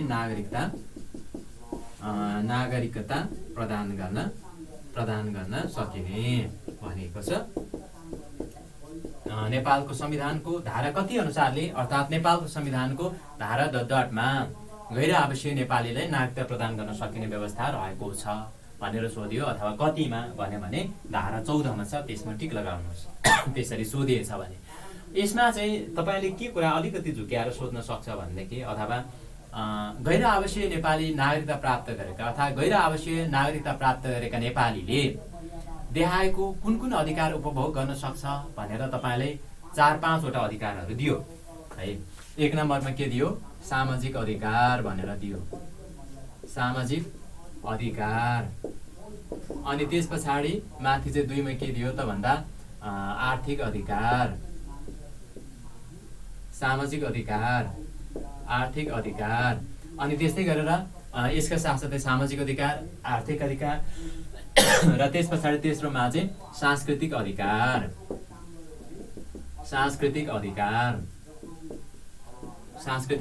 र अझै एउटा अप्सन पनि थपेछ अरे, ल माथिको सबै भन्ने अप्सन थपेछ अरे, माथिको सबै भनेर अप्सन थपेछ अरे। कहिलेकाहीँ डुबाउने यस्तैले हुन्। यसरी तपाईले यो धारा 14 को सन्दर्भमा सोधियो गैर आवासीय नेपालीलाई पनि नागरिकता प्रदान गर्न सकिने भन्ने सन्दर्भमा गैर आवासीय नेपालीलाई अर्थात् गैर आवासीय नागरिकता प्राप्त गरेको नेपाली नागरिकले के कस्तो अधिकार उपभोग गर्न पाउँछ? 1 2 3 सामाजिक अधिकार, आर्थिक अधिकार, सांस्कृतिक अधिकार र माथिको सबै भनेर भनेको सन्दर्भमा यो प्रश्नको सही उत्तर चाहिँ माथिको सबै भन्ने अधिकार हुन्छ। भन्नाले गैर आवासीय नेपालीले के कस्तो नागरिकता प्राप्त गर्न सक्छ त भन्दा सामाजिक, आर्थिक, सांस्कृतिक यी अधिकार मात्रै उपभोग गर्न पाउन सक्ने व्यवस्था चाहिँ यो संविधानले गरेको छ। जस्तै अन्य अधिकार छन्, त्यसमध्येको प्रमुख अधिकार जस्तै राजनीतिक अधिकार प्राप्त हुँदैन। गैर आवासीय नेपाली नेपालको नागरिकता छाडेर अन्य मुलुकको नागरिकता प्राप्त गरेको व्यक्तिलाई नेपालको जस्तै उसमा चाहिँ राजनीतिक अधिकार, मतदानको अधिकार हैन, अनि मताधिकार लगायतका अन्य राजनीतिक अधिकारभित्र पर्ने अधिकारहरू चाहिँ यसमा प्रदान गर्न नसकिने व्यवस्था अर्थात् अनुसारले चाहिँ यो 3 वटा, एउटा सामाजिक अधिकार, आर्थिक अधिकार। सामाजिक अधिकार भनेको सामाजिक रूपमा आउने बस्ने हैन, सामाजिक सहिष्णुता जस्ता कुराहरू आए। अनि त्यस्तै गर्दा आर्थिक अधिकार भन्नाले विभिन्न लगानीसँग सम्बन्धित कुराहरू, व्यापार व्यवसायसँग सम्बन्धित कुराहरू, आर्थिक विषयसँग सम्बन्धित कुराहरू आए। अनि त्यसपछि सांस्कृतिक अधिकार भनेको नेपाल सरहदभित्र मानिँदै आएको जुन चालचलन, परम्परा, रीतिस्थिति, धर्म, संस्कृति रहेका छन् ती मान्न पाउने अधिकार भए। यस किसिमको अधिकार मात्रै गैर आवासीय नेपालीलाई यो किसिमको अधिकार चाहिँ प्राप्त हुने अर्थात् यस्तो नागरिकता प्राप्त गर्ने उसलाई चाहिँ त्यस्तो व्यवस्था रहेको छ। र त्यस्तै गरेर नेपालको नागरिकता सम्बन्धीका अन्य व्यवस्था रहेका छन् धारा 15 मा। लगायतका मुख्य कुराहरू चाहिँ यी हुन् र नेपालको नागरिकता सम्बन्धीका अन्य व्यवस्थाहरू यी त्यति खासै यिनीहरू सोधिने उसमा रहँदा मैले त्यही भएको हुनाले यहाँनिर अलिक महत्त्वपूर्ण र सोधिन सक्ने कुराहरू चाहिँ उल्लेख गरेँ। धारा 15 मा त्यो पनि उल्लेख गरौँ, लेखिहाल्यो। धारा 15 मा चाहिँ के छ त भन्दा नेपालको नागरिकता सम्बन्धीको अन्य व्यवस्था भनिएको छ। नेपालको नागरिकता सम्बन्धी अन्य सम्बन्धी अन्य व्यवस्था भनेर यसरी यो भाग अन्तर्गत चाहिँ यति कुराहरू रहेका छन्। धारा 10 देखि धारा 15 सम्म चाहिँ यसरी क्रमशः हामीले यहाँनिर हेर्यौँ। भाग 2 मा यस्ता कुराहरू चाहिँ तपाईँको लागि महत्त्वपूर्ण छ, त्यो तरिकाले हेर्नुहोला। अब धेरै पटक सोधिने र अलि विशेष ध्यान दिएर पढ्नुपर्ने र याद गर्नुपर्ने कुरा चाहिँ अबको भागमा आउँदैछ। भाग 3 मा रहेको छ। भाग 3 मा के सम्बन्धी व्यवस्था छ त भन्दा मौलिक हक र कर्तव्य भनिएको छ। मौलिक हक र कर्तव्य अर्थात् फन्डामेन्टल राइट्ससँग सम्बन्धित कुराहरू चाहिँ यस अन्तर्गत रहेका छन्, जसमा चाहिँ धारा 16 देखि धारा 48 सम्म व्यवस्था छ। यी कुराहरू हामीले यहाँनिर हेर्नु पर्ने छ। भाग 1 मा कतिवटा धारा छ भन्नुभएको छ। भाग 2 मा हामीले उसलाई धारा 10 देखि हेर्यौँ भने भाग 1 मा चाहिँ धारा 1 देखि 9 सम्म रहेको छ, 9 वटा सम्म। त्यस पछाडि अब चाहिँ म तपाईँहरूलाई भाग 3 मा मौलिक हक र कर्तव्यसँग सम्बन्धित कुराहरू बताउँछु, जुन चाहिँ अर्थात् तपाईँलाई थाहा होला यसमा चाहिँ यहाँसम्म हामीले 15 सम्म हेर्यौँ। अब धारा 16 बाट हुन्छ। सबैभन्दा पहिला थोरै तपाईँलाई बताउँ, मौलिक हक फन्डामेन्टल राइट्स भन्नाले के बुझिन्छ। मौलिक हक मानिसको के हो त भन्दा एउटा आधारभूत अधिकार हो। हामीले मानिस भएर जन्मिसके पछाडि प्राप्त गर्ने नैसर्गिक अधिकार। मानिसले जन्मे सँगसँगै केही प्राकृतिक अधिकारहरू पनि प्राप्त गर्दछन्, जसलाई चाहिँ मौलिक हकले समेट्दछ। मानव अधिकारको संरक्षण र यसका साथसाथै प्रवर्धन गर्ने गरी व्यक्ति र नागरिकलाई प्रदान गरिएका हकहरू नै मौलिक हक हुन् भन्न सकिन्छ। आधारभूत अधिकारको प्रत्याभूति मौलिक हकले प्रदान गर्दछ। त्यस्तै गरेर राज्यको काम कारबाहीबाट भन्नाले कानुन बनाउने, कानुनको कार्यान्वयन गर्ने, कानुनको व्याख्या विश्लेषण गर्ने जस्ता कामहरूको सन्दर्भमा नागरिक अधिकारको कटौती हुन नसकोस् भनेर चाहिँ संविधानमा नै स्पष्ट रूपमा व्यवस्था गरिएका यी हक र अधिकारहरू नै मौलिक हक र अधिकार अर्थात् कर्तव्यको रूपमा उल्लेख रहेको छ। मौलिक हक भन्नाले सामान्यतया हामीले बुझ्दाखेरि अर्थात् भन्दाखेरि यी कुराहरू हुन्। र त्यस पछाडि सरकारको स्वेच्छाचारी जुन शक्ति छ अर्थात् सरकार निरङ्कुश भयो भनेदेखि त्यस्तो अवस्थामा व्यक्ति या नागरिक अधिकार अतिक्रमण हुन नसकुन् भनेर नै मौलिक हकलाई हनन रहित बनाउनको लागि यसरी संविधानमा व्यवस्था गरिएको हो। त्यसको लागि चाहिँ संविधानमा नै संवैधानिक उपचारको हक भनेर धारा 47 मा छ। यसरी संवैधानिक उपचारको हकको व्यवस्था गरिएको हुन्छ, जसमा चाहिँ धारा 16 देखि 46 सम्म विभिन्न मौलिक हकहरू रहेका छन्। नागरिकले यी मौलिक हकहरूको चाहिँ बिना रोकटोक निर्वाध रूपमा चाहिँ उपभोग गर्न पाउने व्यवस्था संविधानले सुनिश्चित गरेको हुन्छ र कानुनले व्यवस्था गर्ने कुराहरू पनि यसमा चाहिँ के गरेको हुन्छ त भन्दा समावेश गरिएको हुन्छ। र त्यस पछाडि मौलिक हक अर्थात् फन्डामेन्टल राइट्स भित्र रहेका उसलाई चाहिँ कहिलेकाहीँ तपाईँले यसको क्रमबाट पनि सोधिन सक्छ। त्यसैले तपाईँले आज फर्मुलाको रूपमा पनि याद गर्न सक्नुहुन्छ। मैले चाहिँ यसको एब्रिभिएसन बनाएर पनि याद गर्थेँ पहिला आफूले परीक्षाको तयारी गर्दै गर्दा। एब्रिभिएसन भन्नाले प्रत्येक धाराको चाहिँ सुरुको शब्द भन्नाले सुरुमा सम्मानपूर्वक बाँच्न पाउने हक छ स, अनि त्यस पछाडि दोस्रोमा स्वतन्त्रताको हक भन्ने छ सो, अनि त्यस पछाडि तेस्रोमा फेरि समानताको हक भन्ने छ स आयो, अनि त्यस्तै गरेर चौथोमा अर्थात् धारा 19 मा फेरि संसारको हक भन्ने छ, त्यसबाट स। यसरी आउँदा स सो स स न्या अयानी छु सा धा सु गो सो स्वासी अनि बारो स्वा स्वाखा आमा बा दजे सासा उदेशम मौन। मौलिक हकको कार्यान्वयन अर्थात् मौलिक हक र त्यस्तै गरेर यसका सँगसँगै नागरिकको कर्तव्य जस्तो कुरा चाहिँ यसरी अन्तिममा आउँछ। यसरी एब्रिभिएसन नै तपाईँले क्रमशः याद गर्नको लागि चाहिँ क्रमको लागि कहिलेकाहीँ त्यो कुरा पनि आवश्यक पर्छ र कहिलेकाहीँ कन्फ्युज हुने अवस्था पनि हुन्छ।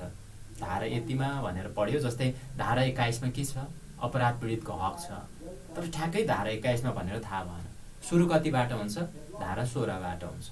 अब त्यो एब्रिभिएसनले केलाउँदै अनि त्यस्तो अवस्थामा चाहिँ आफूले निकाल्न सकिने भयो। स सुसा सन्या आयानेछु सदा सुगोसो स्वासी भारस र स्वाखा आमा बाबा दजे ससा उदेशम मौन भन्यो भने त्यस्तो अवस्थामा पनि यसरी केलाउन सकिने भयो। हैन। त्यो हिसाबले चाहिँ मैले अगाडि पनि भनेको छु। यसमा चाहिँ के छ भने धारा 16 देखि 46 सम्म चाहिँ मौलिक हक नै छ हैन। अनि त्यस पछाडि 47 र 48 मा चाहिँ केसँग सम्बन्धित व्यवस्था छ त भन्दा 48 मा नागरिक कर्तव्यसँग सम्बन्धित कुरा रहेको छ र त्यस्तै गरेर 47 मा चाहिँ के छ त भन्दा मौलिक हकको कार्यान्वयन अर्थात् इम्प्लिमेन्टेसन अफ फन्डामेन्टल ल अर्थात् फन्डामेन्टल राइट्स भनेको छ। योसँग सम्बन्धित कुरा भनेकोले जस्तै त्योभन्दा अगाडि 46 मा के छ त भन्दा संवैधानिक उपचारको हक छ। 45 मा उसबाट पछाडिबाट अगाडितर्फ आउँदा है अनि 46 मा के छ त भन्दा संवैधानिक उपचारको हक छ। 45 मा देश निकाला विरुद्धको हक छ, उपभोक्ताको हक छ। त्योभन्दा माथि 44 मा यसरी क्रमशः के छ त भन्दा यस किसिमको हक अधिकारहरू छन्। तर 47 मा चाहिँ मौलिक हकको कार्यान्वयनसँग सम्बन्धित कुरा रहेको छ हैन। अनि त्यस पछाडि धारा 48 मा चाहिँ नागरिकले पालना गर्नुपर्ने कर्तव्य भन्ने छ। यो कर्तव्य र मौलिक हकको कार्यान्वयन चाहिँ हाम्रो हक होइन, अर्थात् यो हक भन्दा अलिकति फरक कुरा, सम्बन्धित कुरा तर अलिकति फरक कुरा चाहिँ व्यवस्था गरिएको छ। अब यो प्रत्येक उसबाट नै म क्रमशः तपाईलाई बताउँदैछु जाउँ भन्नाले धारा 48 सम्म हो।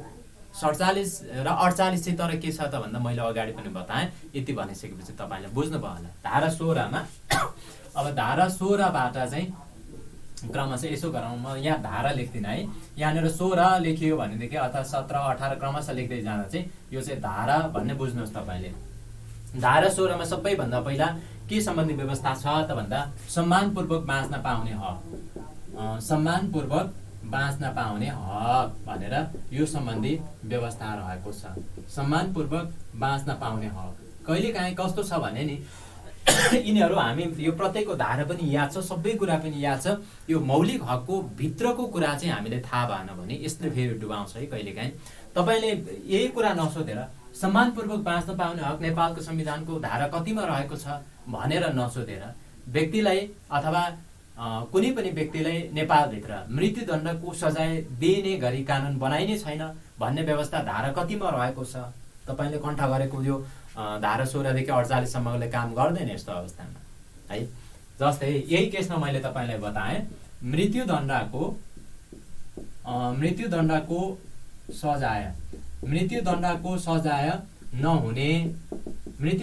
सजाय नहुने अथवा कसैले पनि मृत्युदण्ड नदिने अथवा मृत्युदण्ड दिने गरी कानुन बनाइने छैन भन्ने व्यवस्था नेपालको संविधानको धारा 16, 17, 18, 19 कुनमा छ? कन्फ्युज हुने अवस्था हुन्छ। याद रहोस्, मृत्युदण्डको सजाय नदिने अथवा नबनाइने योसँग सम्बन्धित कानुन, यस्तो व्यवस्था चाहिँ यो सम्मानपूर्वक बाँच्न पाउने हक भन्नेमा उल्लेख छ। हरेक व्यक्तिलाई व्यक्ति र नागरिकको बीचमा त तपाईले बुझिहाल्नुभयो। अब यहाँनिर स्पष्ट हुन्छ व्यक्तिलाई हो कि नागरिकलाई हो सम्मानपूर्वक बाँच्न पाउने हक भन्यो भने प्रत्येक व्यक्तिलाई चाहिँ सम्मानपूर्वक बाँच्न पाउने हक हुनेछ भन्ने व्यवस्था यो संविधानको धारा 16 मा उल्लेख रहेको छ। धारा 16 मा याद गर्नुपर्ने कुरा यति हो। अनि त्यस पछाडि धारा 17 मा के छ त भन्दा स्वतन्त्रताको हक भनेर स्वतन्त्रताको हकसँग सम्बन्धित कुराहरू उल्लेख रहेका छन्। जसमा चाहिँ यसमा यो स्वतन्त्रताको हकसँग सम्बन्धित कुराहरू अर्थात् नागरिकले याद रहोस्, फेरि यहाँनिर व्यक्ति भनेर टिक लगाउनु होला। यहाँ व्यक्ति र नागरिक यो स्वतन्त्रता जुन छ यो स्वतन्त्र चाहिँ व्यक्ति या नागरिकलाई प्राप्त हुन्छ भनेर सोधियो भनेदेखि यहाँनिर व्यक्ति टिक नलगाउनु होला। यो स्वतन्त्रताको हक चाहिँ कसले हुन्छ त भन्दा यो नागरिकलाई प्राप्त हुने स्वतन्त्रताको हक हुन् है। नागरिकलाई प्राप्त हुने स्वतन्त्रताको हक हो, यो व्यक्तिले प्राप्त हुने स्वतन्त्रताको हक होइन। यी नागरिकले प्राप्त हुने स्वतन्त्रताको हकहरू के हुन् त भन्दा विचार र अभिव्यक्तिको स्वतन्त्रता, यस अन्तर्गत विचार र अभिव्यक्तिको स्वतन्त्रता।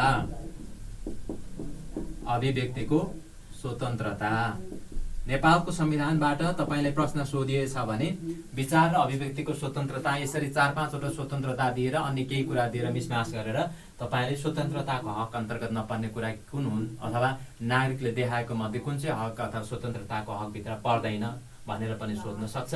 विचार र अभिव्यक्तिको स्वतन्त्रता मैले अगाडि पनि भने यो व्यक्तिलाई प्राप्त हुँदैन, किनभने कुनै पनि व्यक्ति कुनै पनि विदेशी पर्यटक नेपालमा आएर विचार र अभिव्यक्तिको स्वतन्त्रता छ भनेर अहिले स्थानीय तहको निर्वाचन हुन लागेको बेला फलानु पार्टी यो फलानु पार्टी त्यो भन्न थाल्यो भने अवस्था के हुन्छ तपाईले याद गर्न सकिहाल्नुहुन्छ। त्यसमा विचार र अभिव्यक्तिको स्वतन्त्रता अर्थात् यो स्वतन्त्रता सम्बन्धीको अधिकार चाहिँ हक चाहिँ नागरिकलाई मात्र प्राप्त हुन्छ।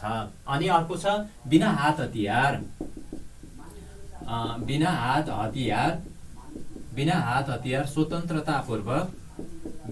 हतियार स्वतन्त्रतापूर्वक के हुन पाउने त भन्दा भेला हुन पाउने। यो स्वतन्त्रता कसले राख्दछ त भन्दा नेपाली नागरिकले। अनि त्यस्तै गरेर अर्को तेस्रोमा राजनीतिक दल खोल्न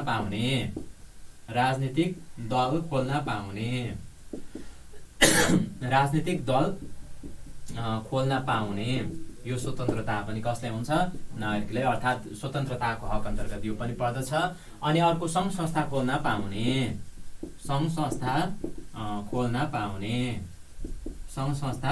खोल्न पाउने स्वतन्त्रताभित्र स्वतन्त्रताको हकमा पर्ने कुरा यो पनि हो। र त्यस्तै गरेर नेपालको कुनै पनि भागमा आवाज जावत र बसोबास गर्ने, नेपालको कुनै पनि भागमा आवाज जावत अनि त्यस्तै गरेर आवाज जावत र अर्को चाहिँ के गर्ने त भन्दा बसोबास गर्ने। नेपालको कुनै पनि भागमा आवाज जावत र बसोबास गर्ने भनेर संयुक्तमा भने। र नेपालको कुनै पनि भागमा, मैले अगाडिको यो नेपालको कुनै पनि भागमा भन्ने लेखिन, अर्कोमा के गर्न पाइने त भन्दा पेसा रोजगार गर्ने अथवा नेपालको कुनै पनि भागमा के गर्न पाउने? पेसा, अनि त्यस्तै गरेर रोजगार गर्न पाउने लेख्नुहोस्, रोजगार गर्न पाउने। अनि त्यस्तै गरेर रोजगार गर्न पाउने अथवा यसो चाहिँ भनौँ रोजगार गर्ने भनौँ, संविधानमा नै उल्लेख भएको कुरालाई लेखौँ ठ्याक्कै। नेपालको कुनै पनि भागमा पेसा, अनि त्यस्तै गरेर रोजगार गर्ने र अनि त्यस्तै यसका साथै उद्योग, अनि त्यस पछाडि व्यापार तथा व्यवसाय स्थापना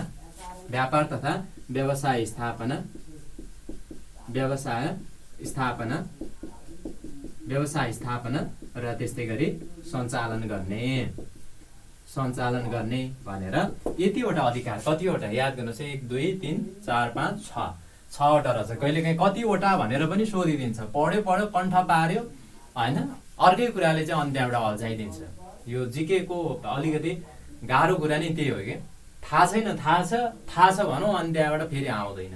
कतिवटा रहेछ भन्दा यसरी नेपालको संविधानमा उल्लेख भए अनुसारले कतिवटा स्वतन्त्रताको हक प्रदान गरिएको छ भन्यो भने 6वटा भनेर यसरी यो नम्बरलाई पनि ख्याल गर्नु होला, जसमा के विचार अभिव्यक्तिको स्वतन्त्रता, अनि बिना हात हतियार स्वतन्त्रतापूर्वक भेला हुन पाउने, राजनीतिक दल खोल्न पाउने, सङ्घ संस्था खोल्न पाउने, नेपालको कुनै पनि भागमा आवाज जावत र त्यस्तै गरेर बसोबास गर्न पाउने, नेपालको कुनै पनि भागमा पेसा रोजगार गर्ने र त्यस्तै गरेर उद्योग व्यवसाय र व्यापार तथा व्यवसाय स्थापना र सञ्चालन गर्न सक्ने यस किसिमको स्वतन्त्रताको हक चाहिँ नागरिकलाई प्राप्त रहेको छ भनेर यो कुराहरूलाई पनि याद गर्नु होला। यस अन्तर्गत तपाईँले ध्यान दिनुपर्ने कुरा। अनि अर्को त्यस पछाडि धारा 18मा के सम्बन्धी व्यवस्था छ त भन्दा समानताको हक भन्ने छ।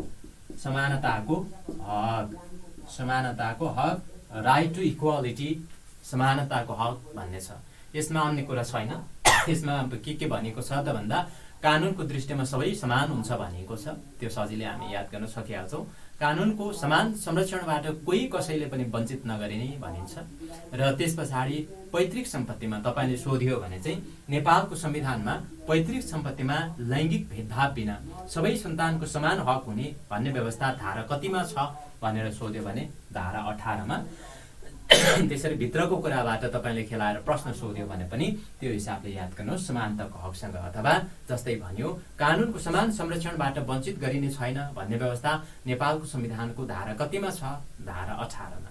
कानुनको दृष्टिमा सबै समान हुनेछ, तपाईँले समानताको हक सम्बन्धी व्यवस्था धारा कतिमा छ भनेर नसोधिकन यसरी कानुनको दृष्टिमा सबै समान हुनेछन् भन्ने व्यवस्था नेपालको संविधानको धारा कतिमा छ भन्यो भने पनि धारा 18मा। यसरी चाहिँ तपाईँले याद गर्नुहोला। यसबाट अर्थात् यस किसिमको प्रश्नमा यसरी खेलिए तापनि परीक्षामा तपाईँले सजिलै मिलाउन सक्नुहुनेछ। अनि अर्को धारा 19मा चाहिँ सञ्चारको हक छ। सञ्चारको हक, यसमा चाहिँ त्यो अन्तर्गत खेल्ने ठाउँहरू त्यति देखिँदैन परीक्षामा प्रश्नको लागि। विद्युतीय प्रकाशन, प्रसारण तथा छापा लगायतका जुनसुकै माध्यमबाट पनि कुनै पनि समाचार भयो अनि यसका साथसाथै जस्तै एडिटोरियल अर्थात् सम्पादकीय, अनि त्यहाँबाट आर्टिकल्स अर्थात् लेख रचना र अन्य यस्तै कुनै पनि किसिमको पाठ्य तथा श्रव्य सामग्री भन्नाले अडियो भिजुअल यस किसिमको सामग्री चाहिँ के गर्न पाइने त भन्दा प्रकाशन प्रसारण अनि सूचना प्रवाह गर्नका लागि कुनै पनि किसिमको प्रतिबन्ध नलगाइने भन्ने व्यवस्था चाहिँ यसरी सञ्चारको हकभित्र उल्लेख गरिएको छ। सञ्चारको हक सम्बन्धी धारा 19। अनि त्यस पछाडि न्याय सम्बन्धी हक छ धारा 20 मा। न्याय सम्बन्धी हक धारा 20 मा के सम्बन्धी व्यवस्था छ त भन्दा न्याय सम्बन्धी हक, राइट टु जस्टिस, अर्थात् कुनै पनि व्यक्तिले यसमा चाहिँ पक्राउ गरिएको अर्थात् पक्राउ भएको छ भने चाहिँ त्यसको चाहिँ कारण अर्थात् त्यसको सूचनाको नदिकन चाहिँ यसरी पक्राउ गर्न नपाइने अथवा थुनामा राख्न नपाइने भन्ने व्यवस्था यो संविधानको धारा 20 मा रहेको छ न्याय सम्बन्धीको हकमा। र त्यस पछाडि तर उसमा चाहिँ कुनै पनि मुलुकसँग युद्ध भएको अवस्था छ भने त्यस्तो अवस्थामा चाहिँ यो लागू हुँदैन। कसैले सूचना दिएर पक्राउ गरिराख्नुपर्छ भन्ने छैन, सूचना दिइराख्नुपर्ने आवश्यकता रहँदैन। र स्मरण रहोस् यस अन्तर्गत चाहिँ कुनै पनि यसरी व्यक्तिलाई चाहिँ जस्तै पुलिसले के गर्यो, पक्राउ गर्यो, पुलिसले पक्राउ गरिएको छ भने चाहिँ त्यस्तो अवस्थामा चाहिँ निजलाई चाहिँ मुद्दा हेर्ने अधिकारी समक्ष अर्थात् अदालत समक्ष चाहिँ कति समयभित्र उपस्थित गराउनुपर्छ भन्यो भने चाहिँ 24 घण्टाभित्रमा। जस्तै तपाईँ हामीले देखेको कोही कसैले पुलिसले अर्थात् प्रहरीले पक्राउ गर्यो र पक्राउ गरिसके पछाडि प्रहरी उसमा चाहिँ राखिएको छ र त्यस पछाडि निजलाई चाहिँ अब अदालतमा 24 घण्टाभित्र हाजिर गराउनुपर्छ, नभएदेखि 24 घण्टाभन्दा बढी राख्ने हो भने चाहिँ पुलिसले पनि के गर्नुपर्छ त भन्दा आदेश लिनुपर्ने अवस्था हुन्छ हैन। त्यसको लागि यस्तो व्यवस्था छ। त्यस्तै गरेर अर्को चाहिँ यस पछाडिको धारा 21 मा। धारा 21 मा के सम्बन्धी व्यवस्था छ त भन्दा अपराध पीडितको हक सम्बन्धीको व्यवस्था रहेको छ। अपराध पीडितको हकसँग सम्बन्धित व्यवस्था चाहिँ धारा 21 मा रहेको छ। भन्नाले यो भनेको right of victim of crime हो। कुनै पनि क्राइमको भिक्टिम अर्थात् अपराध पीडितलाई, जो पीडित रहेको छ, आफू पीडित भएको मुद्दाको अनुसन्धान तथा कारबाही सम्बन्धी जानकारी पाउने हक हुन्छ भन्ने व्यवस्था छ। अपराध पीडित भनेको जस्तै कसैले अपराध गर्यो अनि अपराध गरिसकेपछि निजलाई चाहिँ कहाँ राखिएको छ त भन्दा प्रहरीले उसमा राखिएको छ, जेलमा राखिएको छ, जेल चलान गरिएको छ। तर जेल चलान गरिए तापनि आफ्नो मुद्दाको बारेमा के कस्तो भइरहेको छ, सो सम्बन्धी के कस्तो कारबाही भइरहेको छ, अनुसन्धान के कसरी भइरहेको छ, यो सम्बन्धी जानकारी पाउने हक या अधिकार नै, सूचना पाउने हक या अधिकार नै अपराध पीडितको हक हो। जो पीडित छ, जो अपराधी भनेर अर्थात् निजलाई चाहिँ जेलमा राखिएको छ, उसको पनि अधिकार भनेर यसले संविधानले व्यवस्था गरेको छ। अपराध पीडितले कानुन बमोजिम सामाजिक पुनर्स्थापना र यसका साथसाथै क्षतिपूर्ति सहितको न्यायको हक हुनेछ, पाउनेछ भन्ने व्यवस्था चाहिँ गरेको छ। तर व्यवहारमा चाहिँ कसैले कुनै पनि अपराध गरेको भयो, जस्तै कानुनको सन्दर्भमा मलाई ठ्याक्कै नाम त भएन, योभन्दा अगाडि केही समय अगाडि एकदमै आर्थिक हिसाबले विभिन्न परिवारको अनि त्यस पछाडि चाहिँ निजलाई चाहिँ भन्सारमा कर छली गरेको, करोडौँको कर छली गरेको, जबकि त्यो दैनिक जीवन गुजारा गर्न पनि मुस्किल पर्ने, धौधौ पर्ने मान्छेलाई चाहिँ समातेर कानुनले उसले के गर्यो त भन्दाखेरि जेल राख्यो हैन। यसरी अनि यस्तो अवस्थामा क्षतिपूर्ति पाउनुपर्ने हो। जस्तै नेपालको पूर्वी उसमा चाहिँ नाम ठ्याक्कै थाहा भएन, जिल्लाको एकजना जसले चाहिँ जिन्दगीभर अर्थात् जीवनको लामो समय चाहिँ भारतमा जेलमा अनाहकमा चाहिँ बस्नु पर्यो। तर पछि ऊ चाहिँ त्यहाँबाट विभिन्न उसमा चाहिँ मानव अधिकारवादी संस्था लगायत अन्य सङ्घ संस्थाबाट नेपालमा ऊ भएर आए र त्यस पछाडि निजले चाहिँ उक्त अदालतबाट चाहिँ के भयो त भन्दा केही क्षतिपूर्ति चाहिँ पाएका छन्। यसरी अपराध पीडितले चाहिँ क्षतिपूर्तिको हक पनि हुने अर्थात् पाउने भन्ने व्यवस्था हो। यसमा त्यति झुक्क्याएर सोध्ने खासै हो छैन र त्यस पछाडि तपाईँले भन्दाखेरि बुझिहाल्नुहुन्छ। अनि धारा 22 मा चाहिँ यातना विरुद्धको हक रहेको छ। यातना विरुद्धको हक सम्बन्धीको व्यवस्था नेपालको संविधानको धारा 22 मा छ। भन्नाले पक्राउ परेको वा थुनामा रहेको कुनै पनि व्यक्तिलाई चाहिँ शारीरिक होस् या मानसिक होस् यस्ता किसिमको कुनै पनि यातना दिन पाउँदैन र यसका साथसाथै निजसँग चाहिँ निर्मम र अमानवीय व्यवहार पनि गर्न पाउँदैन र निजलाई चाहिँ अपमानजनक व्यवहार गर्न पनि हुँदैन भन्ने व्यवस्था यसरी धारा 22 मा यातना विरुद्धको हक भन्नेमा उल्लेख गरिएको छ। त्यस पछाडि धारा 23 मा अलि नबुझ्न होला, यो निवारक नजरबन्द विरुद्धको हक भनिएको छ। निवारक नजरबन्द विरुद्धको हक। निवारक नजरबन्द विरुद्धको हक योसँग सम्बन्धित अलि महत्त्वपूर्ण छ भने मात्रै मैले तल थप लेखेको छु, नभए म सरसर्ती गइरहेको छु है अगाडि। निवारक नजरबन्द विरुद्धको हक, यो भने चाहिँ right against the preventive detention हो यो भनेको। भन्नाले नेपालको सार्वभौमसत्ता, भौगोलिक अखण्डता वा यसको साथसाथै सार्वजनिक शान्ति र त्यस्तै गरेर शान्ति व्यवस्थामा चाहिँ तत्काल खलल पार्ने अर्थात् तत्काल चाहिँ प्रभावित हुने कुनै पनि किसिमको पर्याप्त आधार नभइकन कसैले पनि के गर्न पाइँदैन त भन्दा डिटेक्ट गर्न पाउँदैन। डिटेक्ट भनेको चाहिँ कसैले पनि नजरबन्दमा राख्न पाउँदैन। कसैले पनि चाहिँ नजरबन्द भन्नाले तपाईँलाई मैले ठ्याक्कै इक्जाम्पल दिएँ भने बुझिया हुनुहुन्छ। म्यानमारकी नेत्री आङ सान सू चीको बारेमा धेरै पटक हामीले नजरबन्दमा राखिएको भनेर सुनेका छौँ। अन्य पब्लिकसँग या अन्य कोहीसँग पनि सम्पर्क नहुने गरेर कुनै पनि ठाउँमा चाहिँ लक्ड गरिनु अर्थात् कुनै पनि ठाउँमा चाहिँ बन्द गरेर अवस्थामा राखिनु नजरबन्द। यसरी निवारक नजरबन्द अर्थात् यसरी नजरबन्द गरेर राख्न चाहिँ नपाउने, तर कस्तो अवस्थामा पाउने वा निजले या जो कोहीले या कुनै पनि व्यक्ति या नागरिकले चाहिँ नेपालको सार्वभौमसत्ता, भौगोलिक अखण्डता, सार्वजनिक शान्ति लगायतका विषयहरूमा चाहिँ खलल पार्ने किसिमको कुनै पनि त्यस्तो खालको भङ्ग गरेको अवस्थामा चाहिँ त्यस्तो अवस्थामा फेरि नजरबन्दमा राख्न सकिने भन्ने व्यवस्था यो संविधानले गरेको देखिन्छ।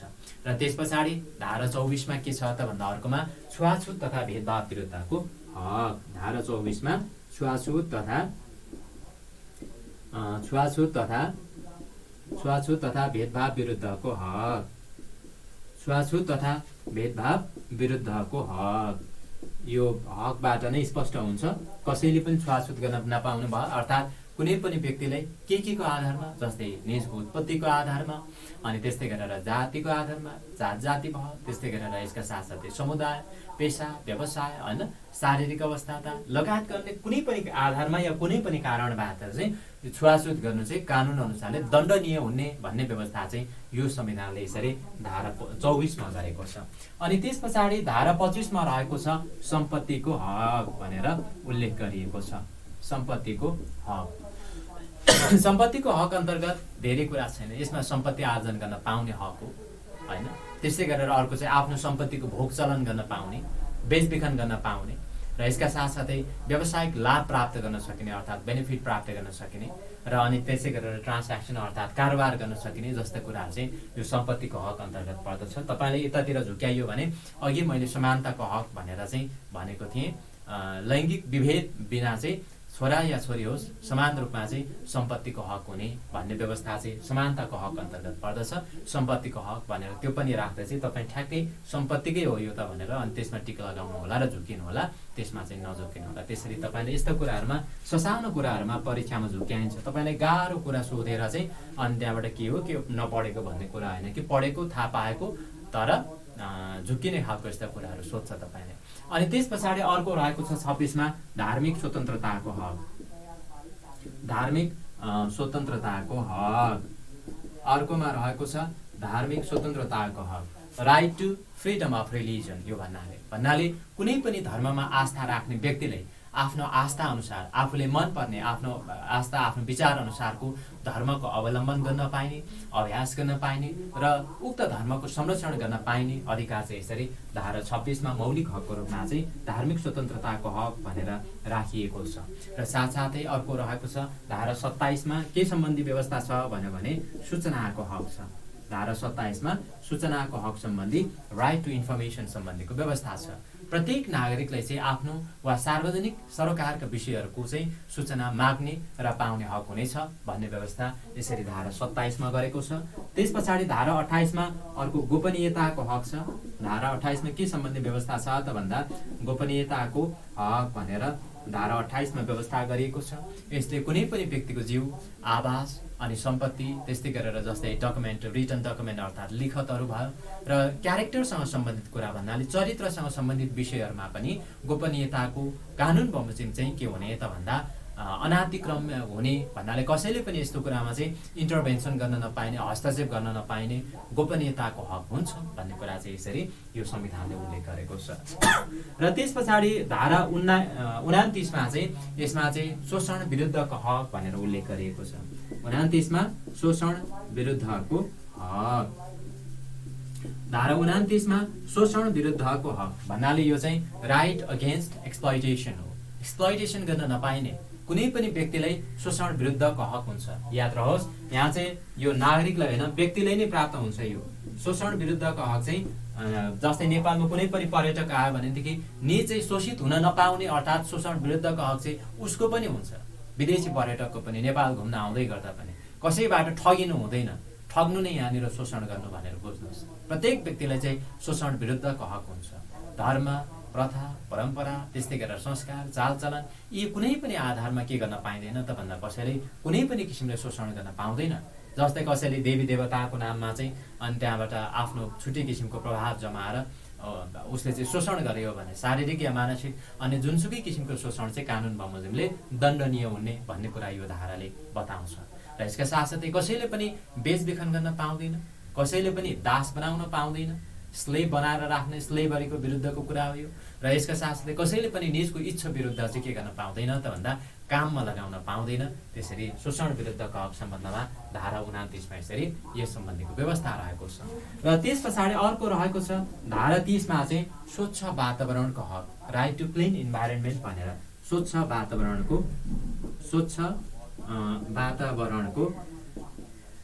वातावरणको हक भनेर राइट टु क्लिन इन्भाइरोमेन्ट भनेर यो सम्बन्धीको व्यवस्था चाहिँ धारा 30 मा गरिएको छ। स्वच्छ वातावरणको हक, प्रत्येक नागरिकले स्वच्छ र स्वस्थ वातावरणमा बाँच्न पाउने हक हुने भन्ने व्यवस्था यो संविधानको धारा 30 मा रहेको छ। र यसका साथसाथै इन्भाइरोन्मेन्टल पोल्युसन अर्थात् वातावरणीय प्रदूषण वा ह्रासबाट चाहिँ कुनै पनि किसिमको क्षति भयो भने चाहिँ त्यसबाट चाहिँ पीडितलाई चाहिँ के गर्नु पर्दछ त भन्दा कानुन बमोजिम क्षतिपूर्ति दिनुपर्ने भन्ने व्यवस्था छ स्वच्छ वातावरणको हकको सन्दर्भमा। र साथसाथै राष्ट्रको विकास सम्बन्धीको कार्यमा चाहिँ भन्नाले डेभलपमेन्टसँग सम्बन्धित कुराहरू यस्तो किसिमको काम गर्दै गर्दा चाहिँ वातावरण र विकास बीच चाहिँ समुचित सन्तुलनका लागि आवश्यक कानुनी व्यवस्था गर्न यस धाराले बाधा पुर्याएको नमानिने भन्छ। भन्नाले कुनै पनि विकास निर्माणको काम गर्दै गर्दा पोल्युसन हुने अवस्था रह्यो भनेदेखि यसले चाहिँ बाधा पुर्याएको नमानिने भन्ने कुरा हो हैन। विकास निर्माणको काम गर्यो, कतै जस्तै विस्फोट गर्न पर्ने भयो, कतै ठुल्ठुला चट्टानहरू फोड्नु पर्ने अवस्था भयो, त्यस्तो अवस्थामा हुने केही प्रदूषणका कुराहरू विकास निर्माण सम्बन्धी चाहिँ बाधा नहुने भन्ने कुरा चाहिँ यसले उल्लेख गर्छ, यसले बताउँछ कि धारा 30 सम्मको कुरा हामीले यहाँनिर सरसर्ती हेऱ्यौँ। अनि त्यस पछाडि धारा 31 मा शिक्षा सम्बन्धीको हक रहेको छ। धारा 31 मा के सम्बन्धीको हक छ त भन्दा शिक्षा सम्बन्धी हक भनेर यो सम्बन्धीको हक चाहिँ धारा 31 मा रहेको छ। भन्नाले आधारभूत शिक्षासम्म चाहिँ पहुँचको हक हुने भन्छ यसले। आधारभूत शिक्षा तपाईलाई थाहै छ, आधारभूत शिक्षा कक्षा 1 देखि 8 सम्म आधारभूत शिक्षा, यसमा चाहिँ के हुने त भन्दा पहुँचको हक हुने भन्ने कुरा चाहिँ यो संविधानले व्यवस्था गरेको छ। आधारभूत शिक्षामा पहुँचको हक हुने। अनि त्यस पछाडि प्रत्येक नागरिकलाई चाहिँ राज्यबाट आधारभूत तहसम्मको शिक्षा, यो तहसम्म पहुँच पनि हुने। अनि त्यस पछाडि अनिवार्य रूपमा पनि उल्लेख गरिएको छ हैन, अनिवार्य र प्लस अर्को भनेको चाहिँ निःशुल्क र शिक्षा चाहिँ यो तहसम्म अर्थात् आधारभूत तहसम्मको शिक्षा चाहिँ राज्यबाट चाहिँ के हुने त भन्दा अनिवार्य र साथसाथै निःशुल्क, यो दुईटा, एउटा पहुँच हुने अनि अर्को अनिवार्य र निःशुल्क। यति कुरा यहाँनिर उल्लेख गरेँ मैले। निःशुल्क यो संविधानले यो भन्छ, अर्थात् संविधानले व्यवस्था गरे अनुसारले चाहिँ आधारभूत तहसम्मको शिक्षामा चाहिँ पहुँच सबैको हुने अनि त्यहाँबाट अनिवार्य पनि हुने र निःशुल्क पनि हुने भन्ने कुरा उल्लेख गरेको छ। तर माध्यमिक तहसम्मको शिक्षा चाहिँ कक्षा 9 देखि 12 सम्म माध्यमिक तहसम्मको शिक्षाको सन्दर्भमा चाहिँ के हुने त भन्दा यो निःशुल्क मात्रै हुने भनेर यसरी उल्लेख गरेको छ। निःशुल्क हुने भनेर यो संविधानले उल्लेख गरेको सन्दर्भबाट यो कुरा छ। कहिलेकाहीँ सोधियो भने चाहिँ नेपालको संविधान अनुसारले निःशुल्क अथवा कसरी सोध्न सक्छ भने अनिवार्य, नेपालको संविधानले देखाएको मध्ये कुन तहसम्मको शिक्षालाई अनिवार्य गरिएको छ भनेर तपाईँलाई आधारभूत तह, माध्यमिक तह, उच्च तह, माथिको सबै भनेर यस किसिमको अप्सनहरू राखेर तपाईँले सोध्न सक्छ शिक्षा सम्बन्धीबाट, अर्थात् यो भित्रबाट सोधियो भने त्यो कुरालाई याद गर्नुहोला। अनि अर्को रहेको छ, मैले ठिकै छ यहाँ तलै लेखेँ, धारा 32 मा अर्थात् योभन्दा तल चाहिँ अर्को चाहिँ के छ त भन्दा भाषा तथा संस्कृतिको हक भन्ने कुरा उल्लेख रहेको छ। भाषा तथा संस्कृतिको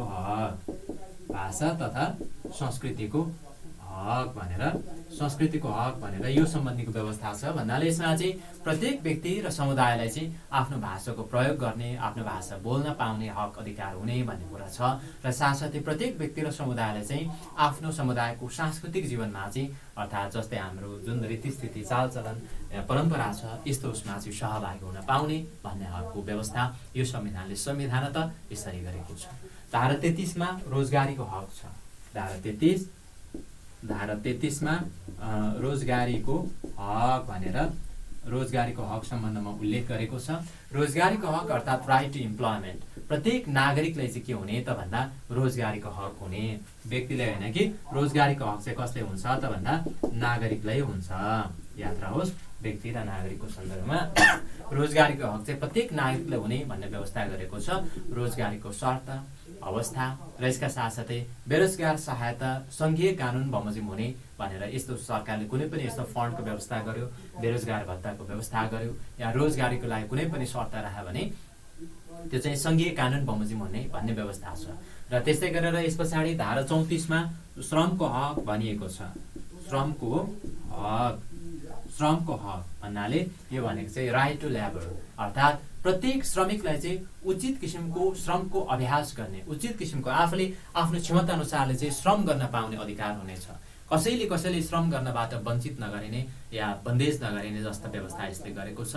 र प्रत्येक श्रमिकलाई चाहिँ उचित किसिमको के गर्ने त भन्दा पारिश्रमिक अनि यसका साथसाथै आवश्यक सेवा सुविधाको कुरा भयो।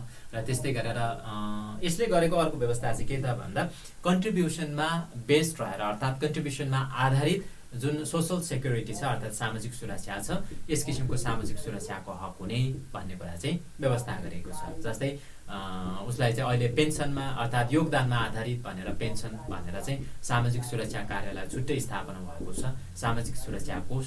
यो सामाजिक सुरक्षा कोषको अवधारणा चाहिँ यही अनुसारले खास गरेर हाम्रो अर्थात् श्रमिकहरूको उसलाई चाहिँ मध्यनजर गर्दै स्थापना गरेको सन्दर्भमा त्यसरी सामाजिक सुरक्षाको हक भन्ने कुराले पनि यसले समेटेको छ।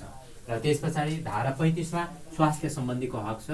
धारा 35 मा के सम्बन्धीको हक छ त भन्दा स्वास्थ्य सम्बन्धी हक।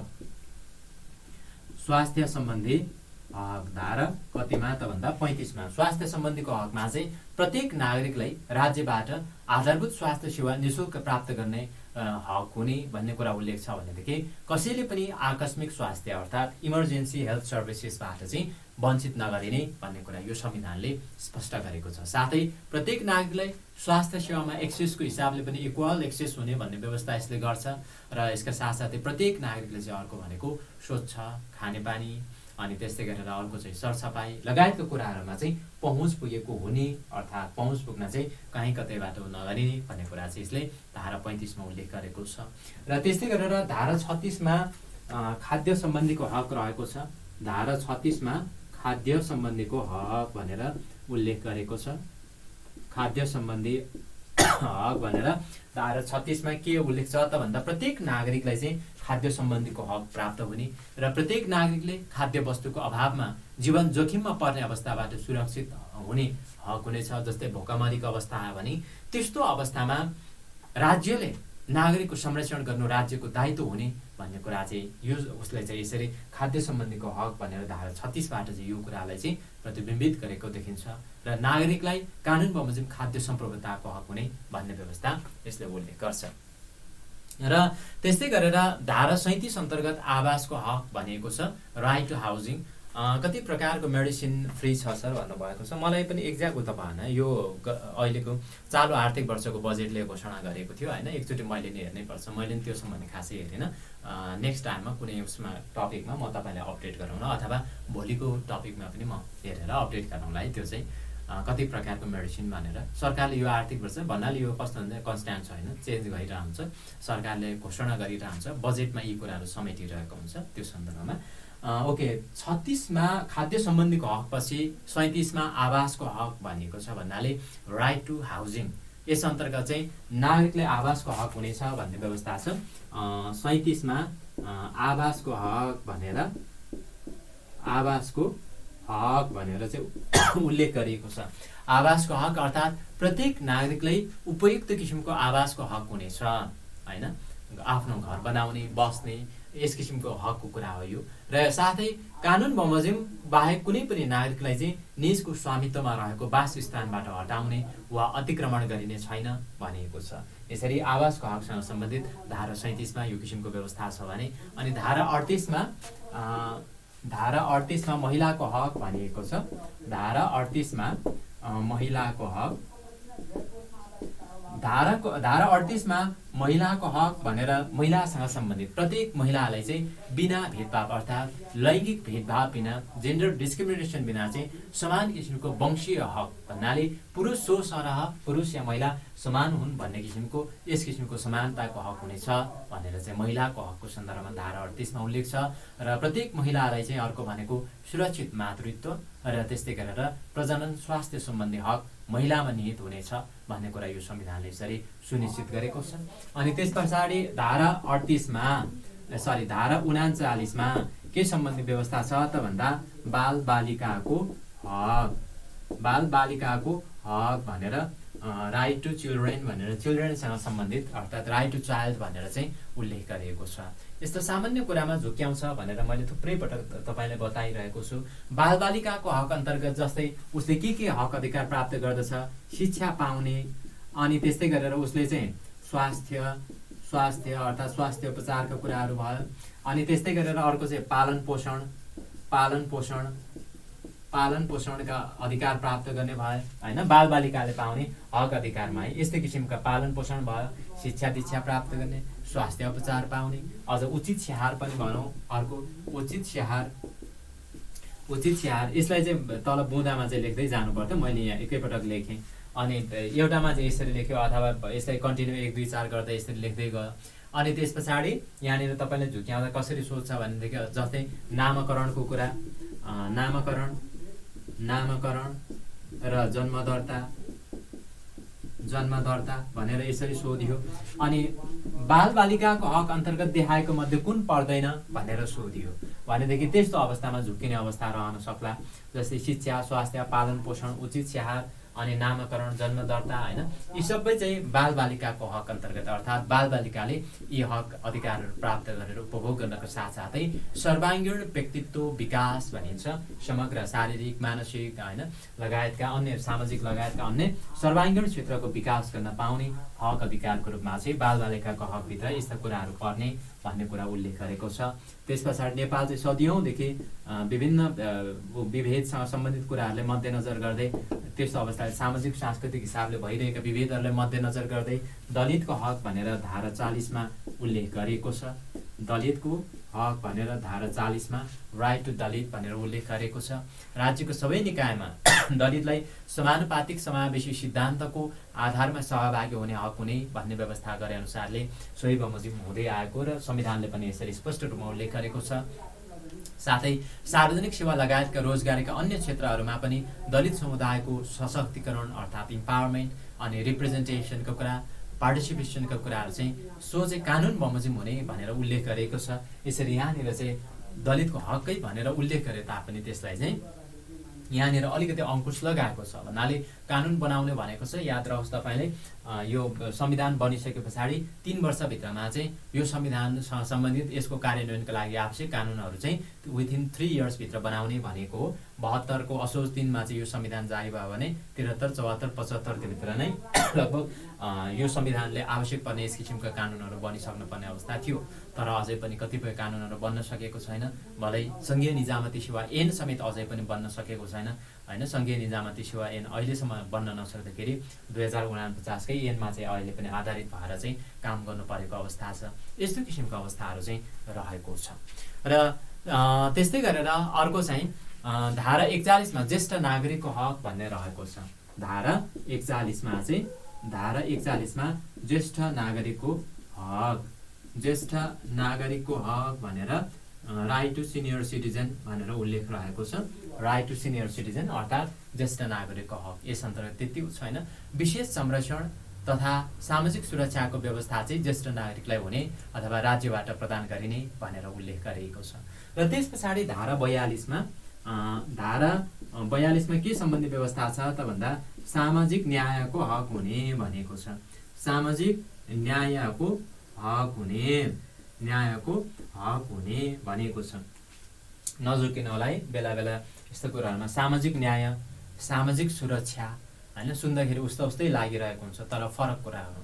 सामाजिक सुरक्षा भन्नाले यो रोजगारी लगायतका यस्ता औपचारिक क्षेत्रसँग सम्बन्धित छ होइन। सामाजिक सुरक्षासँग सम्बन्धित कुराहरू ती हुन् भन्नाले जस्तै सामाजिक सुरक्षा कोष छ, उक्त सामाजिक सुरक्षा कोषमा चाहिँ के छ त भन्दा निजी लगायतका अन्य क्षेत्रमा कार्यरत कामदार या जनशक्तिलाई पनि त्यसमा सूचीकृत गर्ने अनि त्यस पछाडि योगदानमा आधारित पेन्सन दिने जस्ता कुराहरू त्यसले गर्दछ। भनेपछि यसरी रोजगारीसँग सम्बन्धित रहेर जोडिएर आउँछ सामाजिक सुरक्षाको कुरा। अनि यहाँनिर सामाजिक न्यायको प्रसङ्ग छ। सामाजिक न्यायको सन्दर्भमा चाहिँ जस्तै समाजमा आर्थिक, सामाजिक वा शैक्षिक दृष्टिले पछाडि परेका महिला, दलित, आदिवासी जनजाति, मधेसी, थारू, मुस्लिम, पिछडा वर्ग, अल्पसङ्ख्यक लगायतका कुराहरू छन्।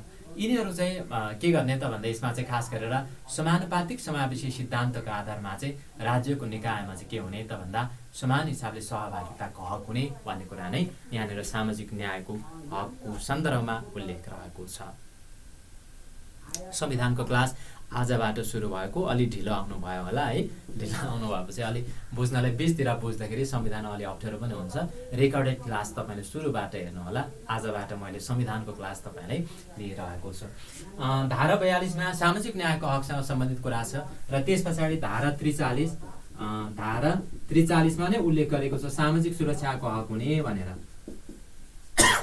सामाजिक सुरक्षाको हक हुने भनेर। यसरी सामाजिक सुरक्षाको हकको सन्दर्भमा चाहिँ जस्तै आर्थिक रूपले विपन्न रहेका, कमजोर, अशक्त र असहाय अवस्थामा रहेका, साथसाथै एकल महिला, अपाङ्गता भएका, बालबालिका, त्यस्तै गरेर आफ्नो हेरचाह आफै गर्न नसक्ने, लोपन्मुख जातिका नागरिकहरूलाई चाहिँ कानुन बमोजिम सामाजिक सुरक्षाको हक हुने भन्ने व्यवस्था रहेको छ। जस्तै वृद्ध भत्ता प्रदान गरिन्छ होइन। यसका साथसाथै अनि एकल महिला भत्ता र यस्ता विभिन्न भत्ताहरू रहेका छन् अथवा विभिन्न सेवा सुविधाहरू चाहिँ राज्यले प्रदान गर्दै आएको छ। यसरी जो चाहिँ आर्थिक रूपले कमजोर छ र त्यस्तै गरेर विपन्न छ, यस्तो अवस्थामा रहेका व्यक्ति या नागरिक या समुदायलाई चाहिँ सामाजिक सुरक्षाको हकको रूपमा चाहिँ यसरी राज्यले गर्दै आएको छ, सहायता प्रदान गर्दै आएको छ। र त्यस पछाडि धारा 44मा उपभोक्ताको हक भन्ने छ। धारा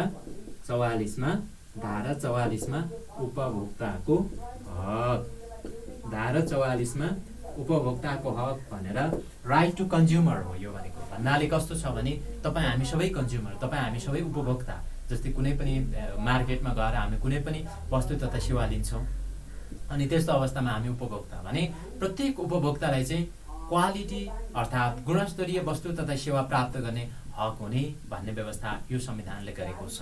र साथसाथै कसैले उपभोक्ताले गुणस्तरहीन वस्तु तथा सेवा उपलब्ध गराउँछ भने त्यस्तो सेवाबाट पुगेको क्षति अर्थात् त्यस्तो सेवाबाट क्षति पुगेको कुनै पनि जो व्यक्ति छ, सम्बन्धित व्यक्ति, यस्ता व्यक्तिलाई कानुन बमोजिम चाहिँ आवश्यक क्षतिपूर्ति दिनुपर्ने भन्ने व्यवस्था पनि यो संविधानले गरेको छ। यसरी धारा 44 भनेपछि अन्तिममा आइपुग्यौँ। अब चाहिँ हामी यो 31वटा यस किसिमका हकहरू रहेका छन् र अर्को 2वटा चाहिँ मैले अगाडि पनि बताएँ, मौलिक हकको कार्यान्वयन र त्यस पछाडि नागरिक कर्तव्य भन्ने कुरा उल्लेख छ। धारा 45मा देश निकाला विरुद्धको हक रहेको छ। धारा 45मा देश निकाला विरुद्धको हक, धारा 45मा देश निकाला विरुद्धको हक भन्ने रहेको छ। भन्नाले यो चाहिँ राइट अगेन्स्ट एक्जाइल भनिन्छ। कसैले पनि कुनै पनि अपराध गर्दैमा देश निकाला गर्न पाइँदैन। जङ्गबहादुरले जसरी देश निकाला गरेका थिए त्यसरी देश निकाला गर्न पाउँदैन भन्ने व्यवस्था हो।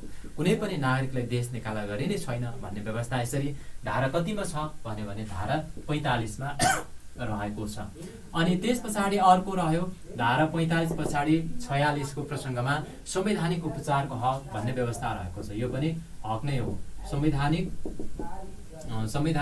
उपचारको हक, संवैधानिक उपचारको हक भनेको चाहिँ यो संविधानले प्रदान गरेको कुनै पनि मौलिक हक तपाईँको हनन भयो अथवा यो संविधानमा प्रचलित जुन मौलिक हकहरू रहेका छन् यो मौलिक हकको प्रतिकूल हुने गरी कसैले कुनै पनि किसिमको विभेद शोषण र यस किसिमका काम गर्यो या उल्लङ्घन हुने किसिमको काम गर्यो भनेदेखि त्यस्तो अवस्थामा चाहिँ यो संविधानले अर्थात् यो भागद्वारा प्रदत्त रहेका जुन अधिकार छ सोको प्रचलनको लागि र खास गरेर धारा 133 र यसका साथसाथै 144मा लेखिए बमोजिम भन्छ यसले 133 र 144मा चाहिँ के सम्बन्धी व्यवस्था छ त भन्दा सर्वोच्च अदालतको अधिकार क्षेत्र अनि त्यस पछाडि सर्वोच्च अदालतले मुद्दा सार्न सक्ने भन्ने व्यवस्था छ र यी कुराहरूको सन्दर्भमा चाहिँ यसरी संवैधानिक उपचारको हक हुने यो प्रसङ्गमा भनेर चाहिँ यो सन्दर्भमा धारा 46मा उल्लेख रहेको छ संवैधानिक उपचारको हकको सन्दर्भमा र त्यस्तै गरेर धारा 47मा मौलिक हकको कार्यान्वयन भन्ने व्यवस्था छ यो चाहिँ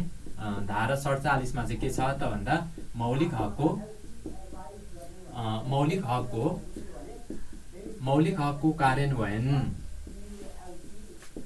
हकको कार्यान्वयन implementation of the fundamental rights भनेर उल्लेख छ भन्नाले यस भागमा जुन मैले अहिलेसम्म तपाईँलाई जे जति मौलिक हकहरू बताएँ यी मौलिक हकहरूको इम्प्लिमेन्टेसन गर्ने पर्पजको लागि कार्यको लागि चाहिँ आवश्यकता अनुसार राज्यले यो संविधान प्रारम्भ भएको 3 वर्षभित्र मैले सुरु अगाडिमा पनि बताएँ 3 वर्षभित्र चाहिँ कानुन बनाइसक्नुपर्ने भन्ने व्यवस्था थियो। यद्यपि कतिपय कानुनहरू अझै पनि बन्न नसक्दा यसले चाहिँ मुलुकको काम कारबाही पनि प्रभावित हुँदै आएको पाइन्छ। र अन्त्यमा नागरिक कर्तव्य भन्ने कुरा उल्लेख छ धारा 48मा धारा 48मा के सम्बन्धी व्यवस्था छ त भन्दा नागरिक कर्तव्य भन्ने व्यवस्था नागरिकको कर्तव्य सम्बन्धी व्यवस्था नेपालको संविधानको धारा कतिमा छ भन्यो भने सहजै लेख्न सक्नुहुन्छ धारा 48मा र त्यस्तै गरेर धारा 48मा मैले फेरि अगाडि पनि बताएको छु। त्यस्तै गरेर धारा 48मा नागरिकको कर्तव्यहरू कतिवटा रहेका छन् भनेर सोध्यो भने चाहिँ 4 वटा छ। यी 4 वटा नागरिक कर्तव्यहरू फेरि तपाईँलाई दिएर देखाएको मध्ये कुन चाहिँ होइन भनेर पनि सोध्न सक्छ। सरसर्ती बुँदेगत रूपमा लेखौँ राष्ट्रप्रति निष्ठावान हुँदै नेपालको राष्ट्रियता राष्ट्रप्रति निष्ठावान हुँदै नेपालको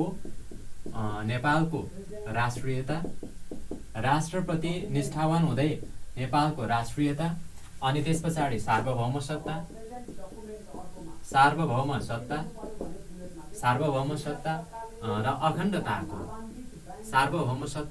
र अखण्डताको रक्षा गर्नु अटेन यता लेख्ने मैले रक्षा गर्नु भनेको छ। पहिलोमा चाहिँ यो 4 वटा नागरिकको कर्तव्यहरूमध्ये यो संविधानले गरेको प्रथम व्यवस्था हो पहिलो व्यवस्था हो। योभन्दा अगाडि कुनै पनि संविधानले नेपाल सरकारको वैधानिक कानुन 2004 त यो कार्यान्वयनमा नै आएन 2005 वैशाख 1 गतेदेखि कार्यान्वयन गरिने भनेको थियो। नेपालको अन्तरिम शासन विधान 2007मा पनि थिएन। नेपाल अधिराज्यको संविधान 2015 नेपालको संविधान 2019 नेपाल अधिराज्यको संविधान 2047 नेपालको अन्तरिम संविधान 2063 यी कुनै पनि संविधानमा यस किसिमको व्यवस्था थिएन। यो संविधान नै हो पहिलो पटक नागरिकको कर्तव्य भनेर यसरी डकुमेन्टेड गरेको अर्थात् व्यवस्था गरेको। यसले के भनेको छ त सुरुमा भन्दा राष्ट्रपति निष्ठावान हुँदै नेपालको राष्ट्रियता सार्वभौम सत्ता र अखण्डताको रक्षा गर्न अर्थात् to safeguard the nationality sovereignty and integrity of Nepal well being loyal to the nation भनेर यसरी पहिलोमा चाहिँ यो कुरा यसले उल्लेख गरेको छ राष्ट्रपति निष्ठावान हुने भन्ने कुरा। र त्यस पछाडि अर्को दोस्रोमा संविधान र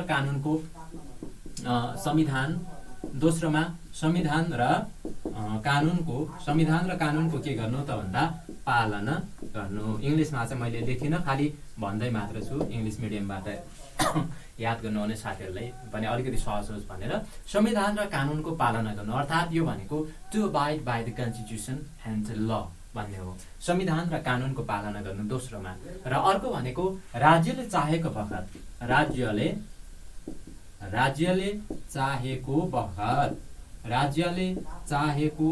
बखत के गर्ने त भन्दा राज्यले चाहेको बखत अनिवार्य सेवा गर्नु। राज्यले चाहेको बखत के गर्नु त भन्दा अनिवार्य सेवा गर्नु भन्ने हो।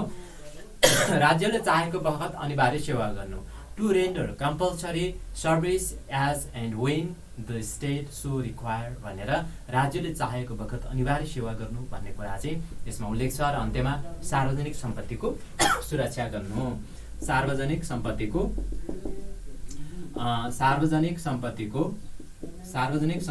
के गर्नु त भन्दा सार्वजनिक सम्पत्तिको सुरक्षा गर्नु भन्ने कुरा चाहिँ यसमा उल्लेख रहेको छ। अर्थात् सार्वजनिक सम्पत्तिको सुरक्षा र कम्प्लिट नै लेख्नु, सुरक्षा र संरक्षण गर्नु, संरक्षण पनि छ सुरक्षा र संरक्षण गर्नु भनेर यसरी 4वटा कर्तव्यहरू चाहिँ यो संविधानले स्पष्ट रूपमा उल्लेख गरेको छ। To protect and preserve public property भनेर यो संविधानले नागरिकको कर्तव्यको रूपमा यसरी धारा 48मा 4वटा कुराहरू उल्लेख गरेका छन्। र यसरी नेपालको संविधानसँग सम्बन्धित मैले भाग 1, 2, 3 कम्प्लिट गरेँ। अब त्यस पछाडि तपाईँले पढाउनु पर्ने अर्को अनुसूची 5, 6, 7, 8, 9 रहेको छ। 5, 6, 7, 8, 9 मा रहेका अधिकारका सूचीहरू हुन्। ती अधिकारका सूचीहरूभित्र के छन् भन्ने कुरा चाहिँ म तपाईँलाई भोलिको क्लासमा पढाउँछु। आजको क्लासमा मैले भाग 1 मा प्रारम्भिकसँग सम्बन्धित कुराहरू धारा 1 देखि 9 सम्म पढाएँ। अनि दोस्रोमा धारा 10 देखि धारा 15 सँग नागरिकतासँग सम्बन्धित कुराहरू तपाईँलाई मैले पढाएँ। तेस्रोमा मौलिक हकको बारेमा मैले तपाईँलाई धारा 16 देखि धारा 48 सम्म रहेका कुराहरू बताएँ भन्दै आजको लागि यो क्लास यहीँ सकिन्छ। सहभागिताको लागि तपाईँहरू सबैजनालाई म धन्यवाद भन्छु। बाँकी यो टपिकमा भोलिको क्लासमा हामी चर्चा गर्नेछौँ अन्य टपिकहरू चाहिँ भन्दै आजको लागि यो क्लास यहीँ सकिन्छ। Thank you, bye bye.